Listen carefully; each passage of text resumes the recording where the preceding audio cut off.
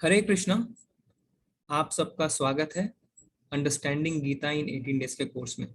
गीता को 18 दिन में समझने के इस सत्र में आपका स्वागत है। तो ये आप बहुत भाग्यशाली हैं कि आप जब जुड़ रहे हैं, तो ये हमारा 25वां बैच है, जिसे हम सिल्वर जुबली बैच कह रहे हैं। लगातार 25 महीनों से इस्कॉन बेंगलुरु की तरफ से एक कोर्स चलाया जा रहा है। तो हम इसे 18 दिनों में पूर्ण करेंगे। हर दिन हम एक अध्याय लेंगे। तो क्लास शुरू करने से पहले थोड़ा सा मैं नियम बता दूं कि क्वेश्चन आंसर जो है वो हम सत्र के अंत में लेंगे। क्लास 9 से 10 बजे तक चलेगी। 10 से 10:30 के बीच में हम आपके प्रश्न का समाधान करने की कोशिश कर सकते हैं। प्रश्न जो है वो सिर्फ अध्याय से रिलेटेड ही पूछें। जनरली हम जुड़ते हैं तो हमें पर्सनल सवाल पूछने की उत्सुकता रहती है, पर थोड़ा संयम रखें। अध्याय के साथ आगे बढ़ें, कोर्स के साथ आगे बढ़ें, तो धीरे धीरे आपकी समस्याओं का समाधान आपको जरूर मिलेगा। इम्पेशेंट ना हो, धैर्य ना खोएं। 18 दिन का 18 घंटों का कोर्स है, तो धीरे धीरे अगर साथ में हम चलेंगे तो हम देखेंगे कि बहुत सारी समस्याओं का समाधान खुद ब खुद हो गया। क्योंकि भगवत गीता है भगवान की वाणी। इसमें हम अपने तरफ से कुछ नहीं जोड़ते हैं। हम सिर्फ जो भगवान की वाणी है उसे आप तक पहुंचाने की कोशिश करते हैं। तो अध्याय के अंत में जब आपके प्रश्न होंगे तो आप अपना हैंड रेस करके बता सकते हैं। तो हमारे एडमिन सहायता कर रहे हैं, वो आपको अनम्यूट करेंगे। जो व्हाट्सएप ग्रुप में आप ऐड हुए हैं उसमें थोड़ा शिष्टाचार बनाए रखेंगे। तो इसमें माताएं भी हैं, प्रभु जी आप सब हैं, तो एक दूसरे को हम पर्सनल मैसेज नहीं करेंगे। अगर कोई माताएं हमें बताती हैं कि कोई प्रभु ने परेशान कर रहे हैं, ऐसा कुछ है, तो हमें एक्शन लेने पे बाध्य होना पड़ेगा। तो हम थोड़ा शिष्टाचार बना के रखें। यहाँ आध्यात्मिक प्लेटफॉर्म पे हम जुड़े हैं, तो जिस पर्पस के लिए हम जुड़े हैं, जिस पर्पस के लिए हम यहाँ पे आए हैं, उस पर हम ध्यान केंद्रित करें। मैं पूरी कोशिश करूंगा कि मैं जितना जानता हूँ मैं आपको बताऊं। कोई भूल हो जाए तो मुझे क्षमा करें, और आप सबका आशीर्वाद चाहता हूँ। तो कोई भी सत्र शुरू करने से पहले हम अपने बड़ों का आशीर्वाद लेते हैं, अपने गुरु का आशीर्वाद लेते हैं, तो उसे मंगलाचरण कहते हैं। तो मंगलाचरण से शुरुआत करेंगे। ओम नमो भगवते वासुदेवाय। ओम नमो भगवते वासुदेवाय। ओम नमो भगवते वासुदेवाय। ओम अज्ञानतिमिरान्धस्य ज्ञानञ्जनशलाकया चक्षुरुन्मिलितं येन तस्मै श्रीगुरुवे नमः। नमो ओम विष्णुपादाय कृष्णपृष्ठाय भूतले श्रीमते भक्ति वेदांत स्वामी नामिने।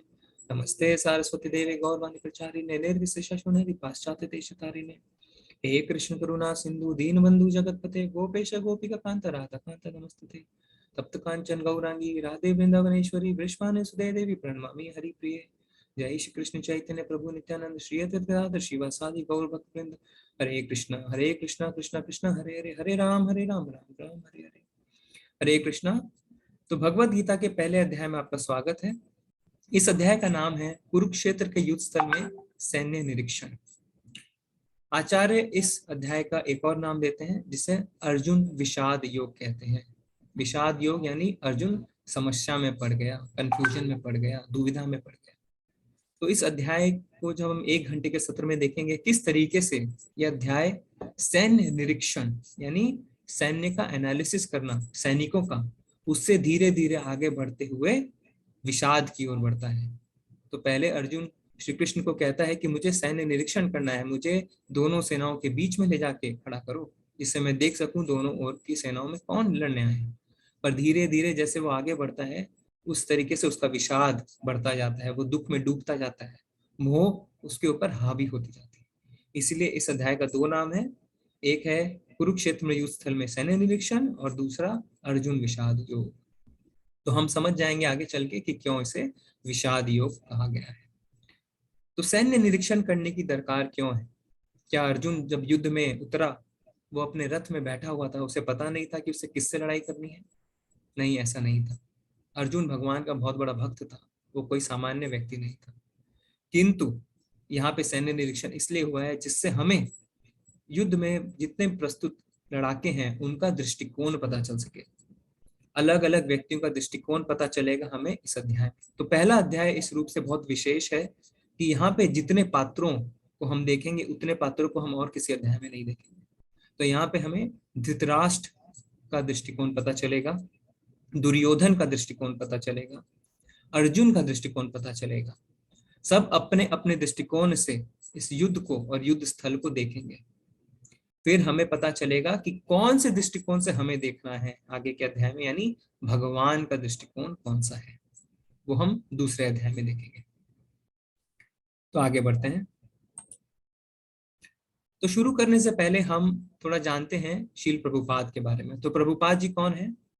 भक्ति वेदांत स्वामी प्रभुपाद जो हैं वो इस्कॉन के फाउंडर आचार्य हैं। इस्कॉन यानी अंतरराष्ट्रीय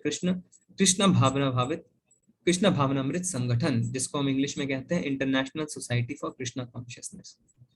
प्राय आप सब जानते होंगे इस्कॉन के बारे में, आपने सुना होगा, आप किसी न किसी इस्कॉन मंदिर में जरूर गए होंगे, नहीं तो आपने किसी न किसी ऑनलाइन कोर्स को जरूर अटेंड किया होगा। तो बड़ा अच्छा लगता है ना जब हम देखते हैं कि किस तरीके से जो अंग्रेज हैं, जो अमेरिकन हैं, यूरोपियन हैं, वो हमारी संस्कृति को अपना रहे हैं। वो किस तरीके से महामंत्र पे, हरे कृष्ण मंत्र पे नाचते हैं, है ना। लोग इसको हरे कृष्ण मूवमेंट की तरह भी जानते हैं। तो किस तरीके से हाथ उठा उठा के, करताल बजा के, मृदंग बजा के अंग्रेज नाचते हैं। तो हमें बड़ी खुशी होती है कि अरे वाह, अंग्रेजों ने तो हमारा संस्कृति को अपनाया। किंतु हमें ये जानना बहुत जरूरी है कि इसके पीछे कौन है। हमने कभी ये प्रश्न नहीं किया, ना जानने की कोशिश करी। तो इसके पीछे जो एकमात्र व्यक्ति है वो है शील प्रभुपाद, जिनका चित्र आप अभी देख रहे हैं अपने स्क्रीन पे। शील प्रभुपाद ने ही इस्कॉन की शुरुआत की थी। तो जिस तरीके से हम, जैसे कोई सोने की अंगूठी आपको देता है तो आप जानना चाहते हो उस अंगूठी के बारे में, किसने दिया, कैसे बनाई, कितने कैरेट के। उसी तरह जो हम भगवत गीता पढ़ेंगे वो है शील प्रभुपाद की शिक्षा पे आधारित। तो शील प्रभुपाद के बारे में हमें जानना चाहिए। जैसे कि आप सब कॉलेज में जब थे या आप ऑफिस में भी काम करते हैं, नौकरी करते हैं, तो कोई अगर स्पीकर आता है तो हम पहले उसकी ग्लोरीज के बारे में बात करते हैं, पहले जानते हैं कि वो है कौन। जब हम जान पाते हैं कि वो कौन है, तब वो जो आगे कहते हैं उसको हम और अच्छी तरीके से अपने जीवन में आत्मसार कर पाते हैं ना। हम उनकी बातों को और ज्यादा महत्व देते हैं। तो जब तक हम यह नहीं जानते हैं कि कौन कह रहा है, तब तक हम बातों को ज्यादा महत्व नहीं देते। तो थोड़ा हमें शील प्रभुपाद के बारे में जानना चाहिए। तो शील प्रभुपाद का जन्म कलकत्ते में हुआ था। इनका नाम था अभय चंद्र दे। ये अभय चंद्र दे के नाम से ये कलकत्ते में रहते थे, और इनका जन्म हुआ था 1896 में। फिर ये अमेरिका कब गए थे? 1965 में, यानी लगभग जब ये 70 साल की उम्र में थे तो सबसे पहली बार ये अमेरिका गए। और अमेरिका में यानी बाहर जब वो गए 1965 से 1977, यानी अगले 12 सालों में इन्होंने ऐसा कुछ किया जो एक सामान्य व्यक्ति करना तो दूर सोच भी नहीं सकता। कैसे, थोड़ा हम बताते हैं। तो इन 12 सालों में उन्होंने क्या क्या किया?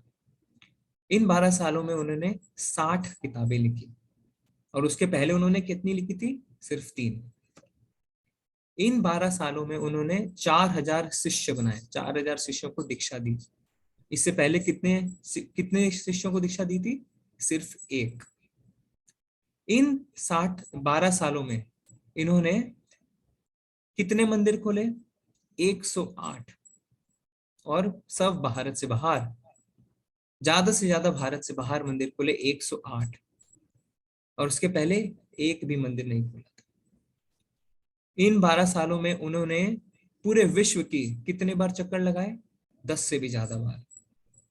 पूरे विश्व के 10 से भी ज्यादा बार चक्कर लगाए, और इसके पहले वो एक बार भी फॉरेन नहीं गए थे।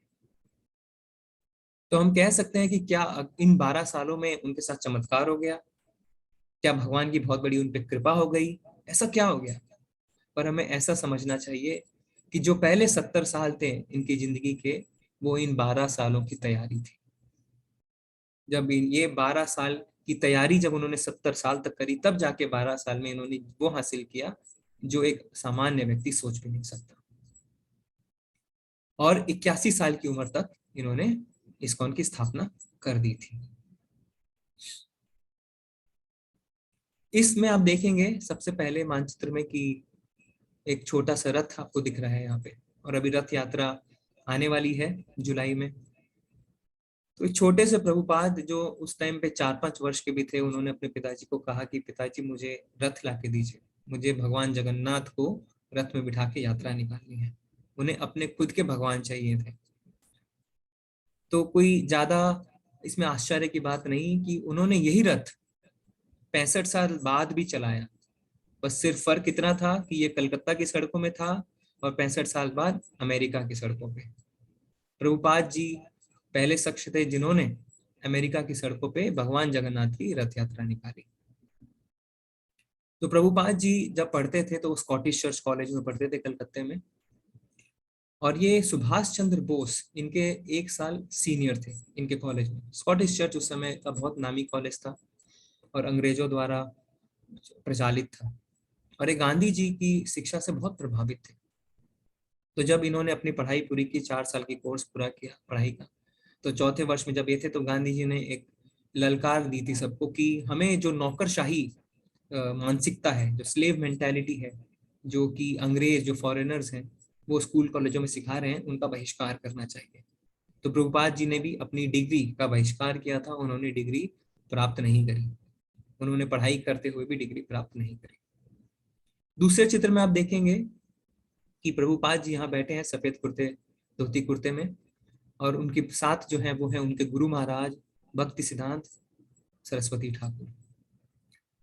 तो प्रभुपाद जी एक ब्राह्मण परिवार से थे, उनके पिता एक भगवान को मानने वाले शख्स थे, तो उनके घर में साधुओं का आना जाना लगा रहता था। तो एक बार उनके मित्र ने कहा कि कलकत्ते में एक साधु आए हुए हैं, चलो तुम्हें मिलाता हूँ।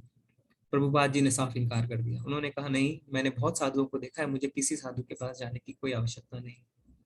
किंतु उनके दोस्त ने कहा कि नहीं, ये साधु थोड़े अलग हैं। तो उनके जिद करने पे प्रभुपाद जी गए, और वहां पे उन्होंने उनकी मुलाकात किससे हुई? भक्ति सिद्धांत सरस्वती ठाकुर जी से, जो आगे चल के इनके गुरु बने। तो जो बीच में आप देख रहे हैं वो है भक्ति सिद्धांत सरस्वती ठाकुर जी। तो जैसे ही भक्ति सिद्धांत सरस्वती ठाकुर ने श्रील प्रभुपाद को देखा, यानी अभय चरण दे को देखा, उस टाइम पे वो अभय चरण दे थे, और उनके मित्र को देखा, देखते ही सबसे पहली जो चीज उन्होंने कही वो यह कही कि आप पढ़े लिखे नौजवान हो, आप क्यों नहीं अंग्रेजी भाषा में चैतन्य महाप्रभु की शिक्षा पाश्चात्य देशों में फैलाते, यानी वेस्टर्न कंट्रीज में आप क्यों नहीं प्रचार करते। तो सबसे पहला जो मुलाकात, आप किसी के पास जाते हैं, आप सोचते हैं कि आपको वेलकम करेंगे, आपको बिठाएंगे, पानी का गिलास देंगे और फिर आपसे कुछ बातें करेंगे। पर जैसे ही भक्ति सिद्धांत सरस्वती ठाकुर ने प्रभुपाद को देखा, अभय चरण देव को देखा, बोला कि आप तो पढ़े लिखे नौजवान हैं, तो आप अंग्रेजी भाषा में जाएं, वेस्टर्न कंट्रीज में जाएं और चैतन्य महाप्रभु के शिक्षा को प्रचार करें। तो जिन्हें नहीं पता है, चैतन्य महाप्रभु साक्षात कृष्ण हैं, हम आगे पढ़ेंगे उनके बारे में, जिन जो 500 साल पहले मायापुर में अवतरित हुए थे। तो प्रभुपाद जी किंतु बहुत ही बुद्धिमान थे, तो उन्होंने उनको टेस्ट करना चाहा, परीक्षा लेनी चाहिए। तो उन्होंने भक्ति सिद्धांत सरस्वती ठाकुर को कहा कि अभी तो भारत गुलाम है, ये बात है 1922 की, अभी तो भारत गुलाम है, कौन सुनेगा चैतन्य महाप्रभु की शिक्षा, पहले तो हमें आजादी चाहिए। तो भक्ति सिद्धांत सरस्वती ठाकुर ने ऐसा कुछ कहा जो प्रभुपाद के हृदय में सदा सदा के लिए रह गया, और उन्होंने उन्हें हृदय से अपना गुरु माना। भक्ति सिद्धांत सरस्वती ठाकुर ने क्या कहा? उन्होंने कहा, सरकारें आएंगी, सरकारें जाएंगी, भारत आज गुलाम है, कल आजाद होगा, पर ये इंपॉर्टेंट नहीं, ये महत्वपूर्ण नहीं। महत्वपूर्ण क्या है? महत्वपूर्ण ये है कि हम भगवान चैतन्य की शिक्षाओं को फैलाएं। महत्वपूर्ण है कृष्णा कॉन्शियसनेस, कृष्ण भावना भावित होना, क्योंकि कृष्ण ही जो है वो शाश्वत है, बाकी सब नश्वर है, बाकी सब बदलेगा, किंतु कृष्ण भावना भावित जो हो जाए फिर वो नहीं बदलेगा। तो जैसे ही उनकी ये बात सुनी प्रभुपाद जी ने, वो भौचक्के रह गए कि कौन इस तरीके से इतनी अथॉरिटी के साथ, इतने बोल्डनेस के साथ उनसे एकदम स्पष्ट रूप में बात करते हैं। तो उनको लगा हाँ, ये कोई दिखावटी नहीं है, इनको सच में सत्य का ज्ञान है, इनको ज्ञान है। फिर ये अपनी प्रभुपाद जी अपनी यात्रा जारी रखते हैं, वो व्यवसाय भी करते हैं, उनकी मेडिसिन की दुकानें भी थी, और साथ ही साथ वो अपने गुरु महाराज की जो बातें हैं उन पे धीरे धीरे अमल करना शुरू करते हैं। अगले चित्र में आप देखेंगे कि उन्होंने एक लीग ऑफ डिवोटीज फॉर्म करी थी झांसी में, क्योंकि वो पूरे विश्व में भगवान चैतन्य की शिक्षा को फैलाना चाहते थे। ये है जलदूत नामक जहाज, जिसमें प्रभुपाद जी अमेरिका गए थे 1965 में। तो ये जलदूत नामक जहाज जो है, ये हमारा कोई क्रूज नहीं है, जिसमें हम आराम से जाते हैं, ये एक है मालवाहक जहाज, कार्गो शिप। तो प्रभुपाद जी के पास पैसे नहीं थे, किंतु उनका लक्ष्य था अपने गुरु महाराज की आज्ञा का पालन करना। उनको किसी ना किसी तरह अमेरिका जाना था, जिससे वो वहां पे कृष्ण कॉन्शियसनेस फैला सके। तो उन्होंने जलदूत जहाज की जो कंपनी थी, जो मालिक कंपनी, शिंद्या शिंद्या स्टीम नेविगेशन कंपनी, उनकी मालकिन मिसेस मोरारजी के पास गए और उनको बताया कि उनका क्या लक्ष्य है और उनको अमेरिका जाना है। तो क्योंकि प्रभुपाद जी की उम्र 70 साल थी, तो मुरारजी माता जी ने बोला कि नहीं, आप बहुत बुजुर्ग हैं, आप बूढ़े हो चुके हैं, आप मालवाहक जहाज में बिल्कुल नहीं जा सकते हैं, क्योंकि उसमें कोई ऐशो आराम नहीं है। पर वो इतने दृढ़ थे कि उनकी दृढ़ता को देखते हुए मुरारजी माता जी को भी झुकना पड़ा और उन्होंने उन्हें एक फ्री टिकट दी। तो उस फ्री टिकट पे श्रील प्रभुपाद जलदूत नामक जहाज से अमेरिका पहुंचे। ये यात्रा लगभग 1.25 से 1.5 महीने की थी और इस यात्रा में प्रभुपाद जी ने बहुत कष्ट झेले। उनको 2 बार हार्ट अटैक आए, क्योंकि हम जानते हैं कि जिस तरीके से हम धरती पे गाड़ी में आराम से जा सकते हैं, उस पर भी हम आराम से नहीं जा सकते। अगर आपको कोई कहे कि बहुत लग्जरी गाड़ी में, बस में आप महीना भर 15-20 दिन लगातार यात्रा करें तो कितना कष्टदायी है, किंतु जो पानी के जहाज में जाता है उसे पता है कि किस तरीके से एक सी सिकनेस हो जाती है। तो उसमें उनको 2 बार हार्ट अटैक भी आया। और जो उस शिप के कप्तान थे, अरुण पांड्या, और उन्होंने बताया बाद में आगे चल के कि पूरे उनके करियर में उन्होंने जो अटलांटिक महासागर था, जिससे होके जहाज अमेरिका जा रहा था, इतना शांत उस महासागर को कभी नहीं देखा। वो बहुत उग्र रूप में रहता है कि, पर जब प्रभुपाद गए थे तो उन्होंने बताया कि इतना शांत महासागर मैंने अपने करियर में कभी नहीं देखा। तो प्रभुपाद जी के पास जब वो इस जहाज में बैठ रहे थे तो 40 रुपए थे। 1965 की बात है। और क्योंकि उन्होंने 3 किताबें लिख दी थी जाने से पहले, उन्होंने श्रीमद् भागवतम पे टीकाएं लिखी थी, तो प्रभुपाद जी अपने साथ वो किताबें लेके अमेरिका जा रहे थे। तो जब वो जहाज पे थे तो उन्होंने कप्तान अरुण पांड्या को वो किताबें दी, उनको पढ़ने को कहा, और अरुण पांड्या ने उन किताबों के लिए प्रभुपाद जी को $20 दिए। तो कुल मिला के जब प्रभुपाद जी न्यूयॉर्क उतरे तो उनके पास 40 रुपए और $20 थे। और अगले 1 साल तक प्रभुपाद जी को ये नहीं पता था कि मुझे कहाँ जाना है, क्या करना है, क्या नहीं करना। तो 1966 में इस्कॉन की स्थापना हुई। तो इस 1 साल में प्रभुपाद जी ने बहुत कष्ट झेले। तो 1966 में जब प्रभुपाद जी इस्कॉन की स्थापना कर रहे थे तो उन्होंने नाम रखा international society for Krishna consciousness. तो एक भक्त ने उनसे आके कहा कि प्रभुपाद, आप कृष्ण शब्द का इस्तेमाल क्यों कर रहे हैं, आप यहाँ पे गॉड शब्द का इस्तेमाल करिए। तो प्रभुपाद जी ने बोला, नहीं, पहले ही बहुत बहुत ज्यादा कंफ्यूजन है। लोग भगवान के नाम पे ना जाने किस किस को भगवान मान बैठते हैं। मुझे कृष्ण कॉन्शियसनेस ही लिखना है, क्योंकि कृष्ण ही भगवान है। तो प्रभुपाद जी बिल्कुल अपने मस्तिष्क में क्लियर थे कि उनको अपने सोसाइटी का क्या नाम रखना है। तो उन्होंने फिर 1966 में इस्कॉन की स्थापना करी। इस चित्र में आप देख सकते हैं कि प्रभुपाद जी एक पार्क में बैठ के कीर्तन कर रहे हैं, टॉम्किंस पार्क। ये अमेरिका का पार्क है। तो वहाँ पे उस टाइम पे प्रभुपाद जी जब शुरू शुरू में नए गए थे तो क्लास लेते थे और पार्क में कीर्तन करते थे। और जब पार्क में उनका कीर्तन धीरे धीरे इतना ज्यादा लोगों को पसंद आने लगा कि लोग जुटने लगे और साथ में उनके कीर्तन करने लगे। आगे चल के हम एक छोटा सा वीडियो भी देखेंगे। और नीचे प्रभुपाद जी रशिया में हैं, मॉस्को में। तो प्रभुपाद जी कम से कम 25 देशों में गए, 10 बार इस विश्व का चक्कर लगाया। हम देखेंगे किस तरीके से प्रभुपाद जी ने पूरे विश्व का भ्रमण किया। तो यहाँ पे प्रभुपाद जी जिस शख्स से मिल रहे हैं उनका नाम है बायरन वॉन डुर्कheim। ये विश्व युद्ध 2 के वेटरन हैं और जर्मन डिप्लोमेट रहे हैं। तो प्रभुपाद जी की शिक्षाओं से सब इतने ज्यादा आकर्षित थे पाश्चात्य देशों में कि उनसे आके मिलते थे। अब प्रभुपाद जी, और भले ही कोई अपने आप को कितना बड़ा ही फिलोसोफर क्यों ना समझे, टीचर प्रोफेसर क्यों ना समझे, पर जब वो बैठ के तर्क करते थे और बातें करते थे तो वो प्रभुपाद जी से निश्चय ही हार जाते थे, क्योंकि प्रभुपाद जी को कृष्ण कॉन्शियसनेस का पूरा ज्ञान, और उन्हें पता था कि वो क्या बता रहे हैं, और सत्य जो है वो हमेशा टिका रहता है। तो फिर प्रभुपाद जी ने बहुत किताबें लिखी। उन्होंने वहाँ पे एक मैगजीन भी शुरू करी थी जिसका नाम था back to godhead. Godhead यानी भगवान श्री कृष्ण। भगवान श्री कृष्ण को प्रभुपाद जी इंग्लिश में कहते हैं supreme personality of God head. Supreme personality of God head. आगे चल के हम देखेंगे किस तरीके से प्रभुपाद जी ने भगवान और देवी देवताओं में फर्क बताया। तो ये जो न्यूज़ लेटर है ये था कि किस तरीके से हम भगवत धाम वापस जा सकते हैं, किस तरीके से हम वैकुंठ वापस जा सकते हैं, कृष्ण के धाम वापस जा सकते हैं। तो इसीलिए उन्होंने नाम रखा था बैक टू गॉड हेड। ये एक वीडियो है, मैं इसे वीडियो मोड में शेयर करता हूँ, एक बार स्टॉप शेयरिंग करके।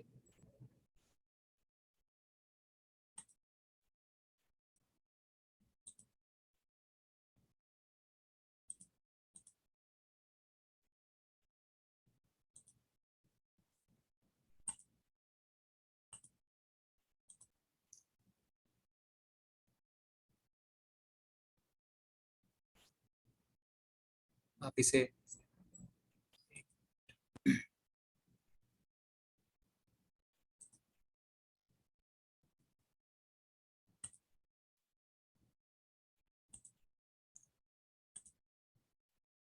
क्योंकि ये ऑडियो मोड में शेयर करने से आवाज नहीं आती है ठीक से, तो मैं इसे वीडियो मोड में शेयर करता हूँ।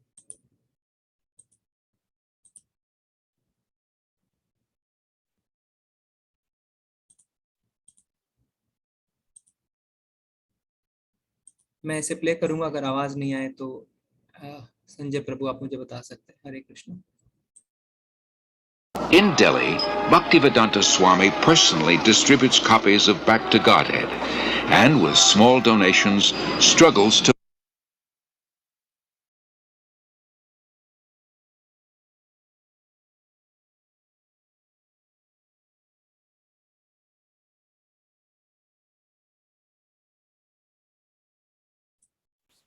संजय प्रभु वीडियो रुक गया है क्या? जी प्रभु जी, स्टॉप है। to maintain the publication. He regularly sees Surendra Kumar Jain, a printer. It was somewhere in the month of February 1956 that I first met Prabhupada. He came to my press for getting the magazine printed, Back to Godhead. I found that it was not very easy for him to collect money. He would come to the press practically every day, and after the printing was done, he would do everything himself.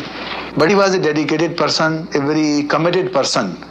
And at the times when he was not in a position to pay the bills, I would ask him, why are you running this? Why don't you stop it? He would say, no, it is my mission.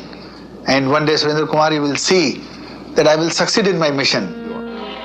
He moves to 100 West 72nd Street. 3 months later, his typewriter and tape recorder for translating are stolen. Bhaktivedanta Swami later said, I came to America risking my life. I was physically unfit and at the fag end of my days. Sometimes I did not know where to live, nor was I used to the severe cold.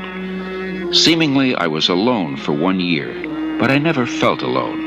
I always felt the presence of my spiritual master, so I did not lose my enthusiasm, despite all difficulties. Bhaktivedanta Swami arrived in America during a decade of discontent. There's widespread dissatisfaction with America's war in Vietnam, and with what some consider her racist, exploitative dealings at home and abroad. Disillusioned by the establishment, the youth create a counterculture of their own. Around the time Bhaktivedanta Swami came, waves of Americans are breaking away from the status quo, searching for an alternative. For a short time, Bhaktivedanta Swami lives in the Bowery in a loft given by a friend. Mukunda Goswami, who was attending his classes at this time, tells of their first meeting. He wore very thick glasses and had a big Sanskrit book spread out before him. His voice was very deep and resonant. He spoke with great authority, and the Sanskrit shlokas he spoke were very beautiful, very melodious. He was obviously a very distinguished scholar, and I became very curious, almost astonished as to how someone of his stature, he looked very much like an aristocrat, could be living and residing in the Bowery, the Skid Row of New York. And afterwards I approached him to speak. I was standing and he was sitting on his small dais, so he was looking up at me, and he had the look of a very happy, innocent young child. And I could see that he actually had all the time in the world for me. He wasn't short of time. I asked questions, he would answer. Then after some time, he moved to a somewhat better neighborhood on 2nd Avenue. We helped him rent a small storefront there, and he had an apartment in the back. And within a few weeks' time, this little storefront on 2nd Avenue, on the Lower East Side of New York, which was then populated by thousands of young hippies, had been transformed into a beautiful Krishna temple.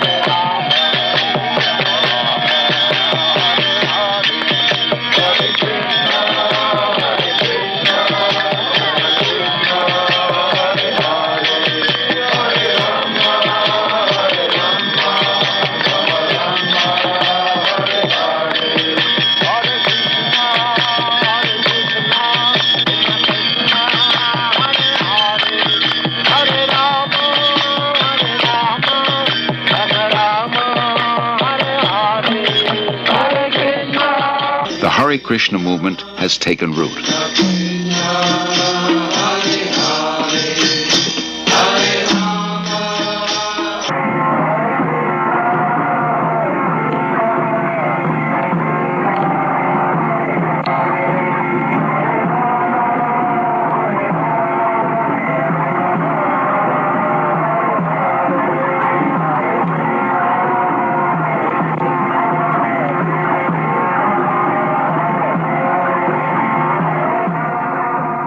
As in New York, Bhaktivedanta Swami gathers sincere followers. The Hare Krishna movement begins to grow. Bhaktivedanta Swami becomes respectfully known as Prabhupada, meaning one at whose feet the masters sit.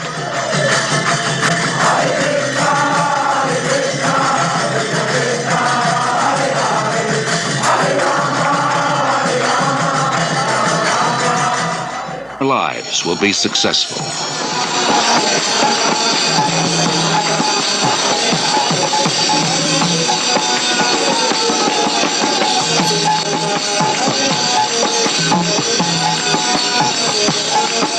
In Melbourne, Australia, Srila Prabhupada worships Lord Chaitanya, a divine incarnation of Krishna. By Chaitanya Mahaprabhu's mercy, we have installed the deity here in your country. We are very fortunate that Chaitanya Mahaprabhu has come to your country to teach you how you become free of all anxieties. This is Chaitanya Mahaprabhu's mission.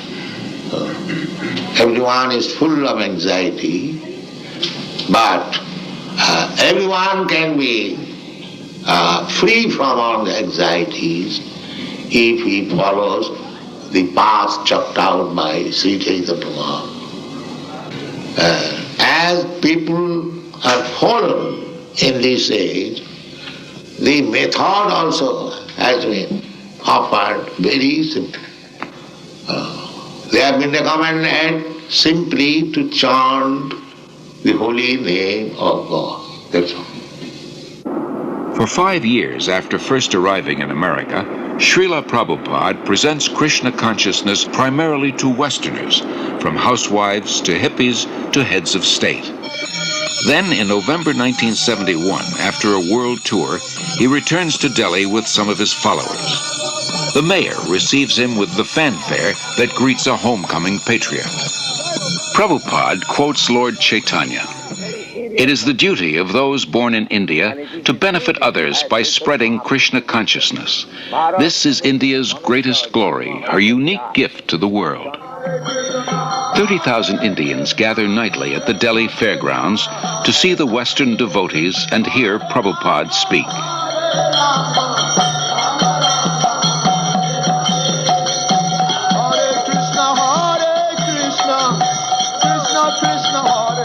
World's largest planetarium, and around it, a spiritual city with schools, shops, farms, and many temples for worshipping Lord Krishna. Within the hearts of India's people is a natural respect for the eternal Krishna-conscious culture. Many come forward to take part in Srila Prabhupada's movement and accept initiation from him. No one should go hungry within a 10-mile radius of the temple, Prabhupada instructs. In March 1972, devotees start the ISKCON Food Relief Program, distributing prasad, vegetarian food offered to Lord Krishna.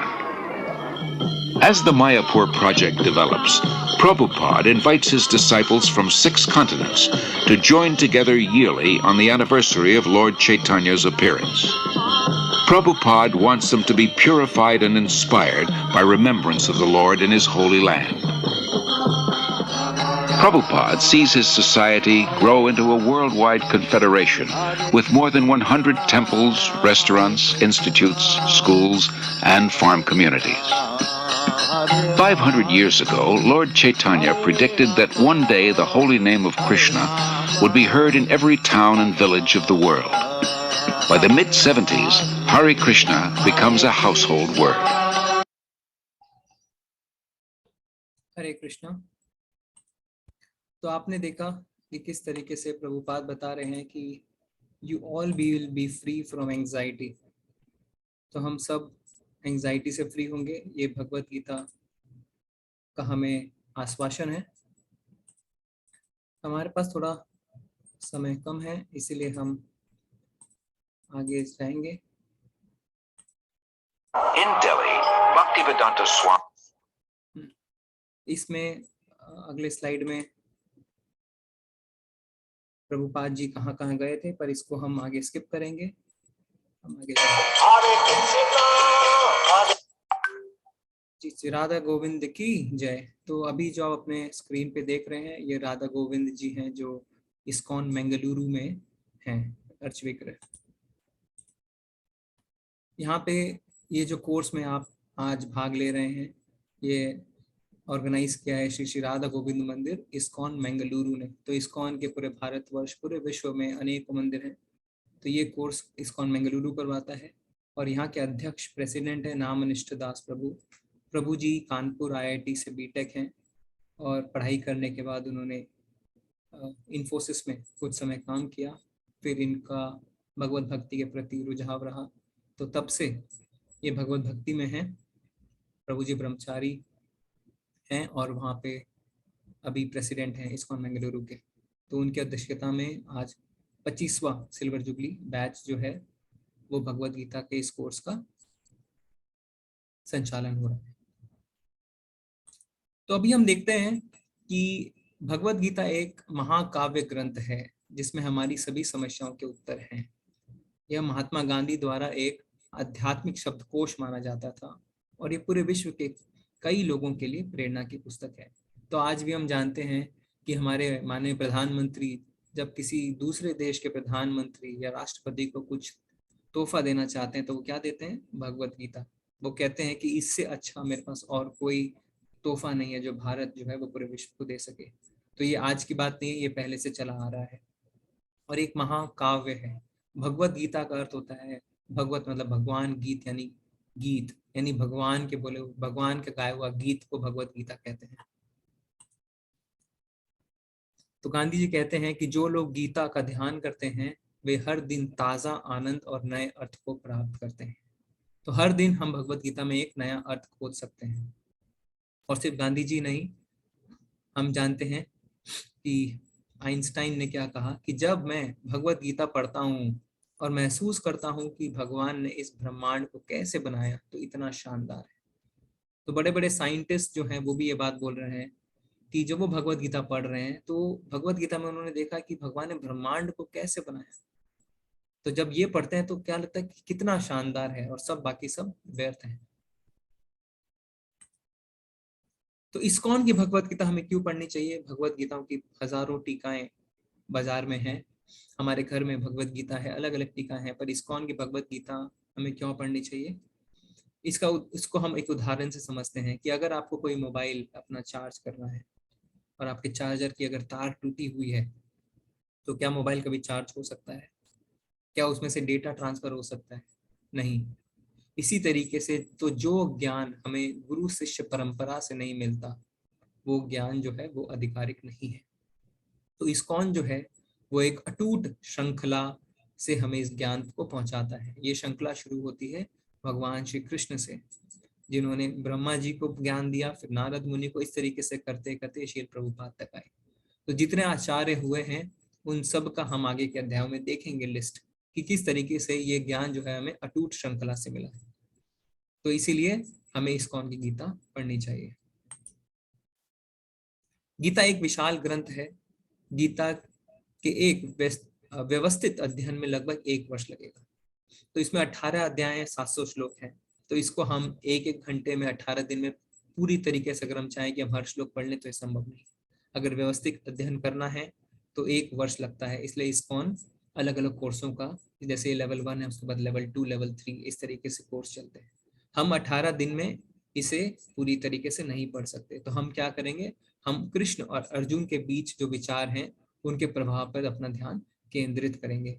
इससे क्या होगा, इससे हम भागेंगे नहीं, हम जल्दबाजी नहीं करेंगे, और जितना हम पढ़ेंगे उसको अच्छे से पढ़ेंगे, जिसे आप अपने जीवन में आत्मसात कर सकें।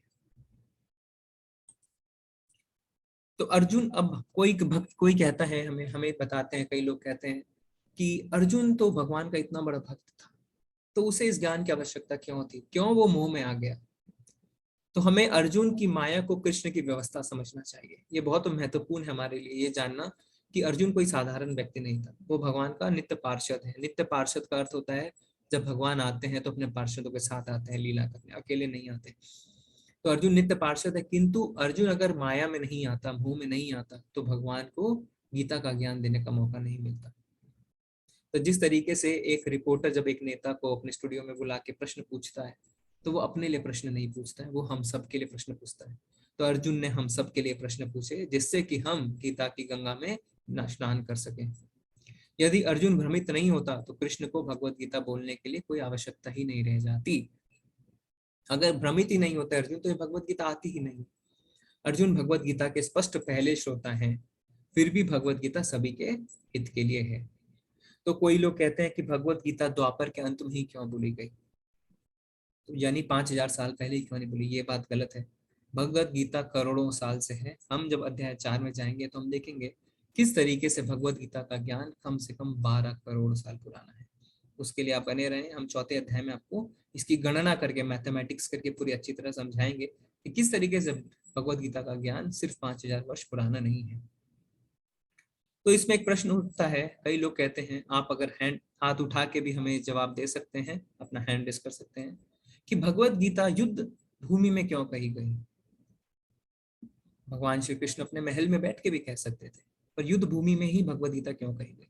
कोई इस प्रश्न का उत्तर देना चाहता है तो अपना हैंड रेस करें। हरे कृष्णा, राहुल गुप्ता जी। हरे कृष्णा, राहुल गुप्ता प्रभु जी, प्लीज अनम्यूट कीजिए। जी राहुल प्रभु, हरे कृष्णा बोलिए। प्रभु, उनकी आवाज नहीं आ रही है। हरे कृष्णा प्रभु जी, आपका वॉइस नहीं आ रहा है। राकेश मिश्रा प्रभु से हरे कृष्णा, राकेश मिश्रा प्रभु जी, प्लीज अनम्यूट कीजिए।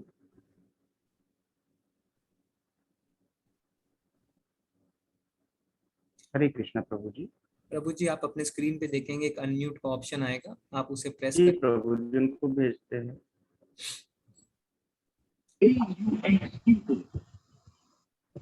हरे कृष्णा राकेश प्रभु जी, बोलिए।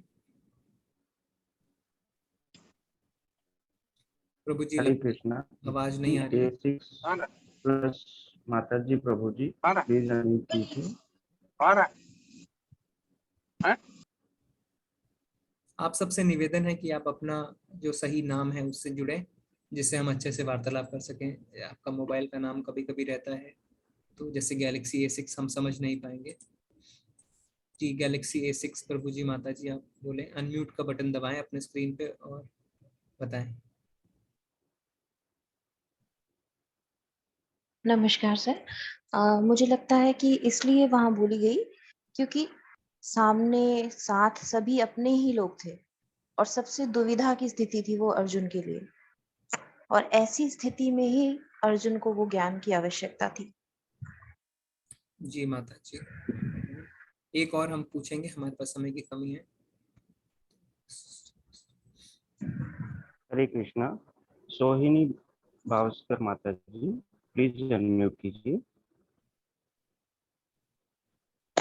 हरे कृष्ण प्रभु जी। हरे कृष्ण। जी माता जी। हाँ जी, मुझे लगता है कि अर्जुन यानी कि यहाँ पे हमारी ही बात हो रही है कि हम जब हमारे संबंधियों के सामने घर में होते हैं तो हमारा स्वभाव कुछ और होता है, लेकिन युद्ध भूमि यानी हमारे मन की स्थिति है कि जब हमें अपनों के साथ जब युद्ध करना पड़ेगा तब हम लोग कुछ झिझक हमारे में आ जाएगी, हमें थोड़ा उसका आदर भाव आ जाएगा, उनकी बातें सब याद आती है। तो अगर कृष्ण भगवान अर्जुन को ये सब चीज राजमहल में बैठे बैठे बताते तो शायद उनकी समझ में ये बहुत ज्यादा नहीं आता। तो इसीलिए उन्होंने युद्ध भूमि ज्यादा उचित समझी, क्योंकि उनकी समझ अर्जुन के लिए नहीं थी, हम सब के लिए है कि हमारे जीवन में भी यही होता है कि हम अपने तो वैसे आगे बढ़ जाते हैं, लेकिन जब अपने ही हमारे सामने आ जाए तो हमें भारी दिक्कतों का सामना करना पड़ता है और हम सही चीज का चुनाव नहीं कर पाते हैं।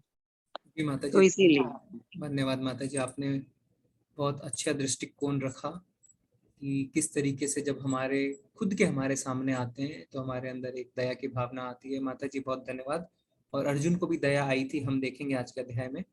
इसका जवाब ये भी है कि जब कहीं लड़ाई फसाद होती है तो उस तरफ सबका ध्यान केंद्रित होता है ना। अगर आप सड़क से चलते हैं तो कोई एक्सीडेंट हो जाएगा तो कोई रुकेगा नहीं, पर कहीं लड़ाई है तब हमारे पास ठीक समय रहता है रुक के देखने के लिए। तो जो लड़ाई का रहता है, हमारा ऐसा नेचर है, प्रवृत्ति है इंसान की, हम लड़ाई को देखना पसंद करते हैं। तो जो कुरुक्षेत्र की युद्ध भूमि थी वहां पे भी सबका ध्यान केंद्रित था, पूरे विश्व भर से योद्धा लड़ने आए थे, देवी देवताओं का भी ध्यान कुरुक्षेत्र में केंद्रित था। तो ऐसा मौका भगवान को नहीं मिल सकता था कि जहाँ पे पूरे ब्रह्मांड का ध्यान केंद्रित था, और भगवान उस समय भगवत गीता का ज्ञान दिया जिससे कि सबको इस ज्ञान का फायदा मिल सके। ठीक है, हम आगे बढ़ेंगे, इसमें और चर्चा करने का हमारे पास समय नहीं है। 18 एक महत्वपूर्ण अंक है। हमारा ये कोर्स 18 दिन का है। महाभारत में 18 पर्व हैं, भगवत गीता में 18 अध्याय हैं, 18 पुराण हैं। ये युद्ध भी 18 दिनों तक चला, और जो अक्षनी सेना थी वो भी 18 थी, 11 कौरवों की और 7 पांडवों की। तो अब कोई कहता है कि भगवत गीता में ऐसा क्या अलग है जो हमारे स्कूल की किताबों में, कॉलेज की किताबों में नहीं है। आप ऐसा अलग क्या है जो हमारे भौतिक किताबों में नहीं है? तो भगवत गीता में 5 ऐसे विषय हैं जो हमारे स्कूल कॉलेज की किताबों में नहीं मिलता। पहला है ईश्वर, यानी भगवान कौन है, उनके क्या गुण हैं। दूसरा है जीव, यानी हम जीव आत्मा, तो हम कौन है, आत्म साक्षात्कार जिसको हम कहते हैं, उसके बारे में हम जानेंगे, और हमारा भगवान से क्या संबंध है। तीसरा विषय है प्रकृति, यानी जिसे हम नेचर कहते हैं, कि प्रकृति है क्या। आपने सुना होगा कई लोग भगवान को नहीं मानते किंतु कहते हैं हाँ नेचर है ना, नेचर को मानते हैं, भगवान को नहीं मानते। तो हम नेचर के बारे में जानेंगे, नेचर के गुणों के बारे में जानेंगे। शायद आपने सुना होगा रजोगुण, तमोगुण और सतोगुण। कर्म, यानी जो एक्शन वाली बात होती है कि न्यूटन ने कहा है ना, every action has equal and opposite reaction.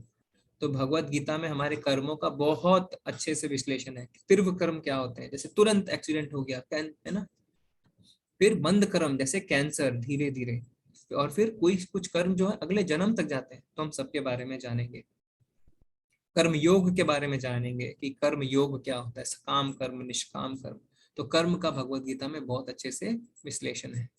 और काल के बारे में, यानी समय के बारे में। समय एक ऐसी चीज है जिसको आप डिफाइन नहीं कर सकते, है ना। उसके यूनिट को बता सकते हैं, सेकंड, घंटा, है ना, मिनट, बट समय क्या है अगर हम बोले उसको आप डिफाइन करें तो उसको आप डिफाइन नहीं कर। तो समय के बारे में भी यहाँ पे चर्चा हुई। तो भगवत गीता के ये 5 विषय हैं, हर ग्रंथ के विषय होते हैं, भगवत गीता के ये 5 विषय हैं। भगवत गीता में 700 श्लोक हैं, भगवान श्री कृष्ण ने 574 श्लोक कहे। तो बहुत लोग कहते हैं कि अगर ये भगवत गीता है, भगवान का गीत है, तो इसमें अर्जुन ने 84 श्लोक क्यों कहे? क्योंकि इसका उत्तर हमने पहले दिया है कि अगर अर्जुन ये प्रश्न नहीं पूछते तो भगवान श्री कृष्ण ज्ञान कैसे देते? प्रश्न पूछने से ही गुरु अच्छे से ज्ञान देते हैं, है ना। जैसे एक रिपोर्टर हमारे लिए प्रश्न पूछता है, तो अर्जुन ने भी हमारे लिए प्रश्न पूछे।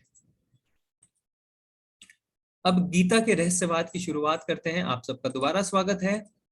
गीता महात्म में हम जानेंगे, किसी चीज के बारे में जानने से पहले हमें जानना चाहिए कि इसका महात्म में क्या है। जैसा हमने बताया कि एक स्पीकर जो आता है वो उसका बैकग्राउंड क्या है, तो यहाँ पे हम 2-4 महात्म में पढ़ेंगे। तो श्री आदि शंकराचार्य ने बताया है, गीता शास्त्रमिदं पुण्यम या पठेत् प्रयता पुमान् विष्णु पादम वाप्नोति भय शोकादि वर्जिता। यानी भगवत गीता दिव्य साहित्य है। जो इसे ध्यान पूर्वक पढ़ता है और इसके उपदेशों का पालन करता है, वह भगवान विष्णु का आश्रय पाता है और समस्त भय से और चिंताओं से मुक्त हो जाता है।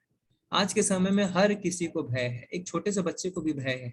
मेरा होमवर्क कैसे होगा, मुझे टॉफी मिलेगी कि नहीं, मैं स्कूल में कैसे जाऊंगा, मम्मी आएगी कि नहीं छुट्टी के में। हर किसी को भय है। एक नौजवान को भय है कि उसे नौकरी मिलेगी कि नहीं, एक गृहस्थ को भय है कि वो अपने परिवार का ध्यान रख सकेगा कि नहीं, एक बुजुर्ग को भय है कि उसका सेहत ना खराब हो जाए। और इस भय को आजकल हम क्या बोलते हैं? इनसिक्योरिटी। इसे एक नया नाम दिया गया है। तो आदि शंकराचार्य बोलते हैं कि जो भगवत गीता को ध्यान पूर्वक पढ़ता है वो समस्त भय और चिंताओं से मुक्त होता है। गीताध्ययनशीलस्य प्राणायाम परस्य च नैव शान्ति हि पापानि पूर्वजन्म कृतानि च।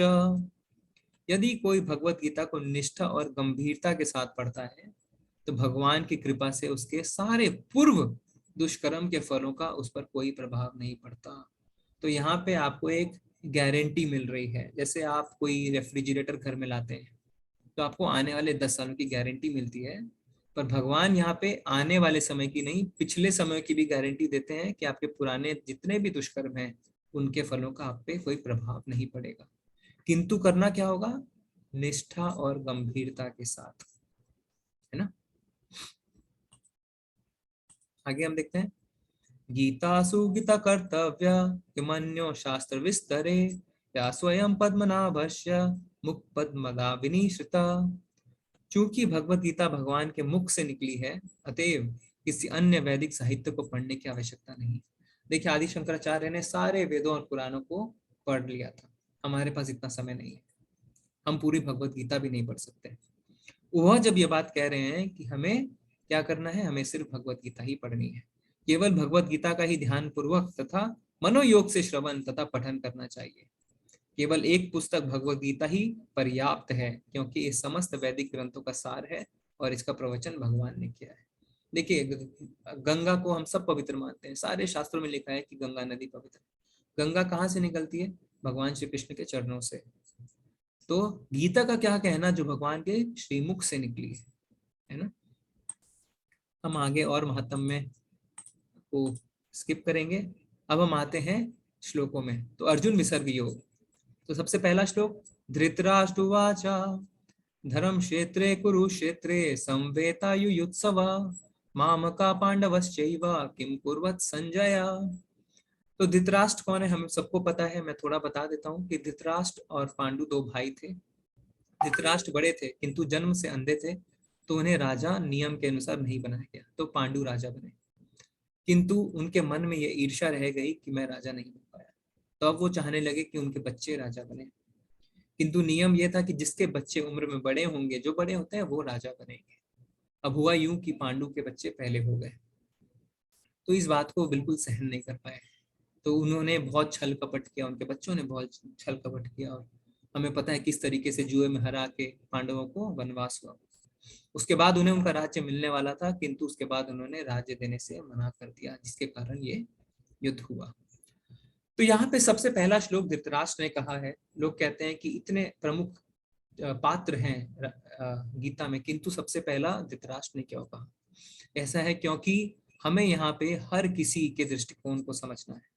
तो धृतराष्ट्र क्या कहते हैं? धर्म क्षेत्र कुरुक्षेत्र, कुरुक्षेत्र को यहाँ धर्म क्षेत्र कहा गया है।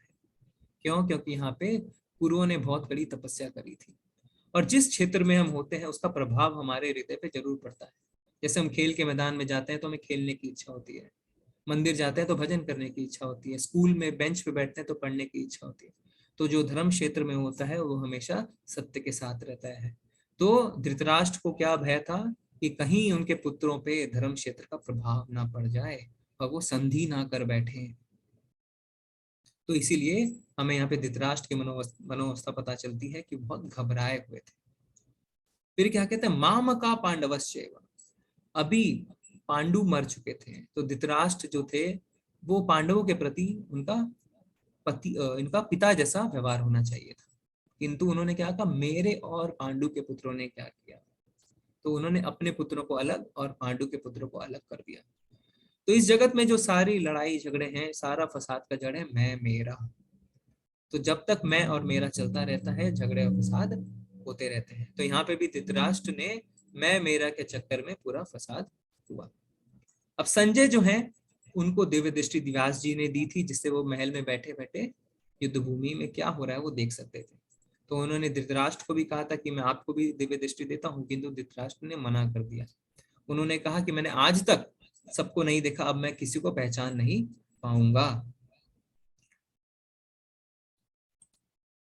महाभारत में वर्णित धृतराष्ट्र तथा संजय की वार्ताएं इस महान दर्शन के मूल सिद्धांत का कार्य करती हैं।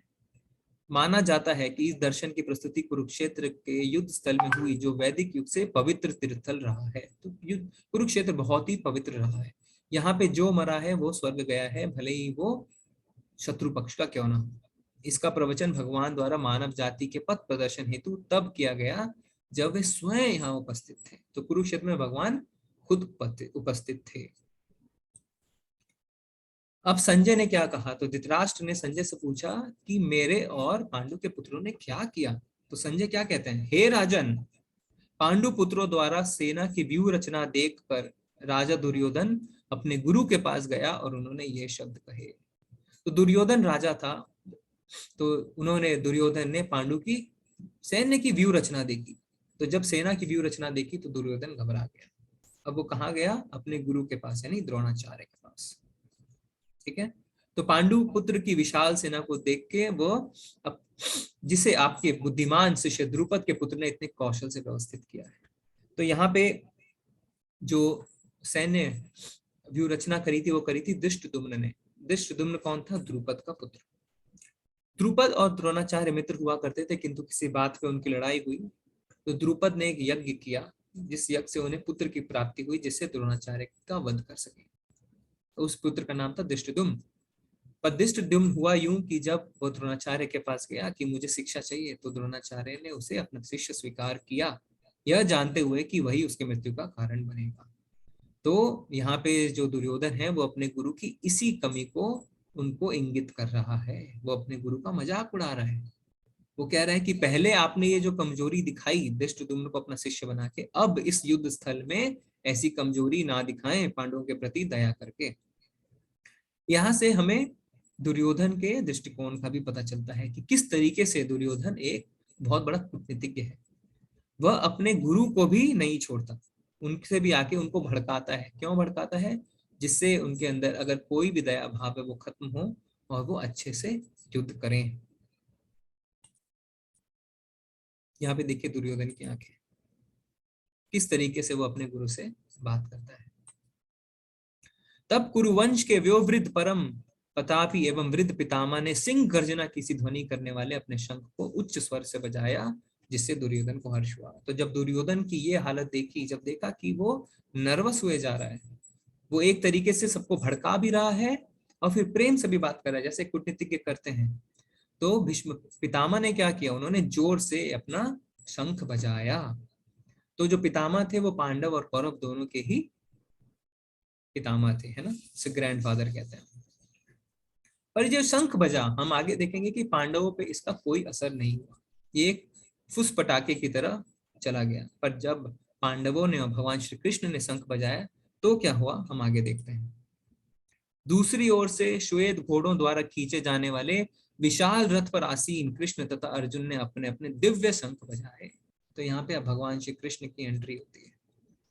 तो श्वेत घोड़ों, सफेद घोड़ों से खींचे जाने वाले रथ पर आसीन कृष्ण तथा अर्जुन। कृष्ण जो है वो अर्जुन के सारथी बने।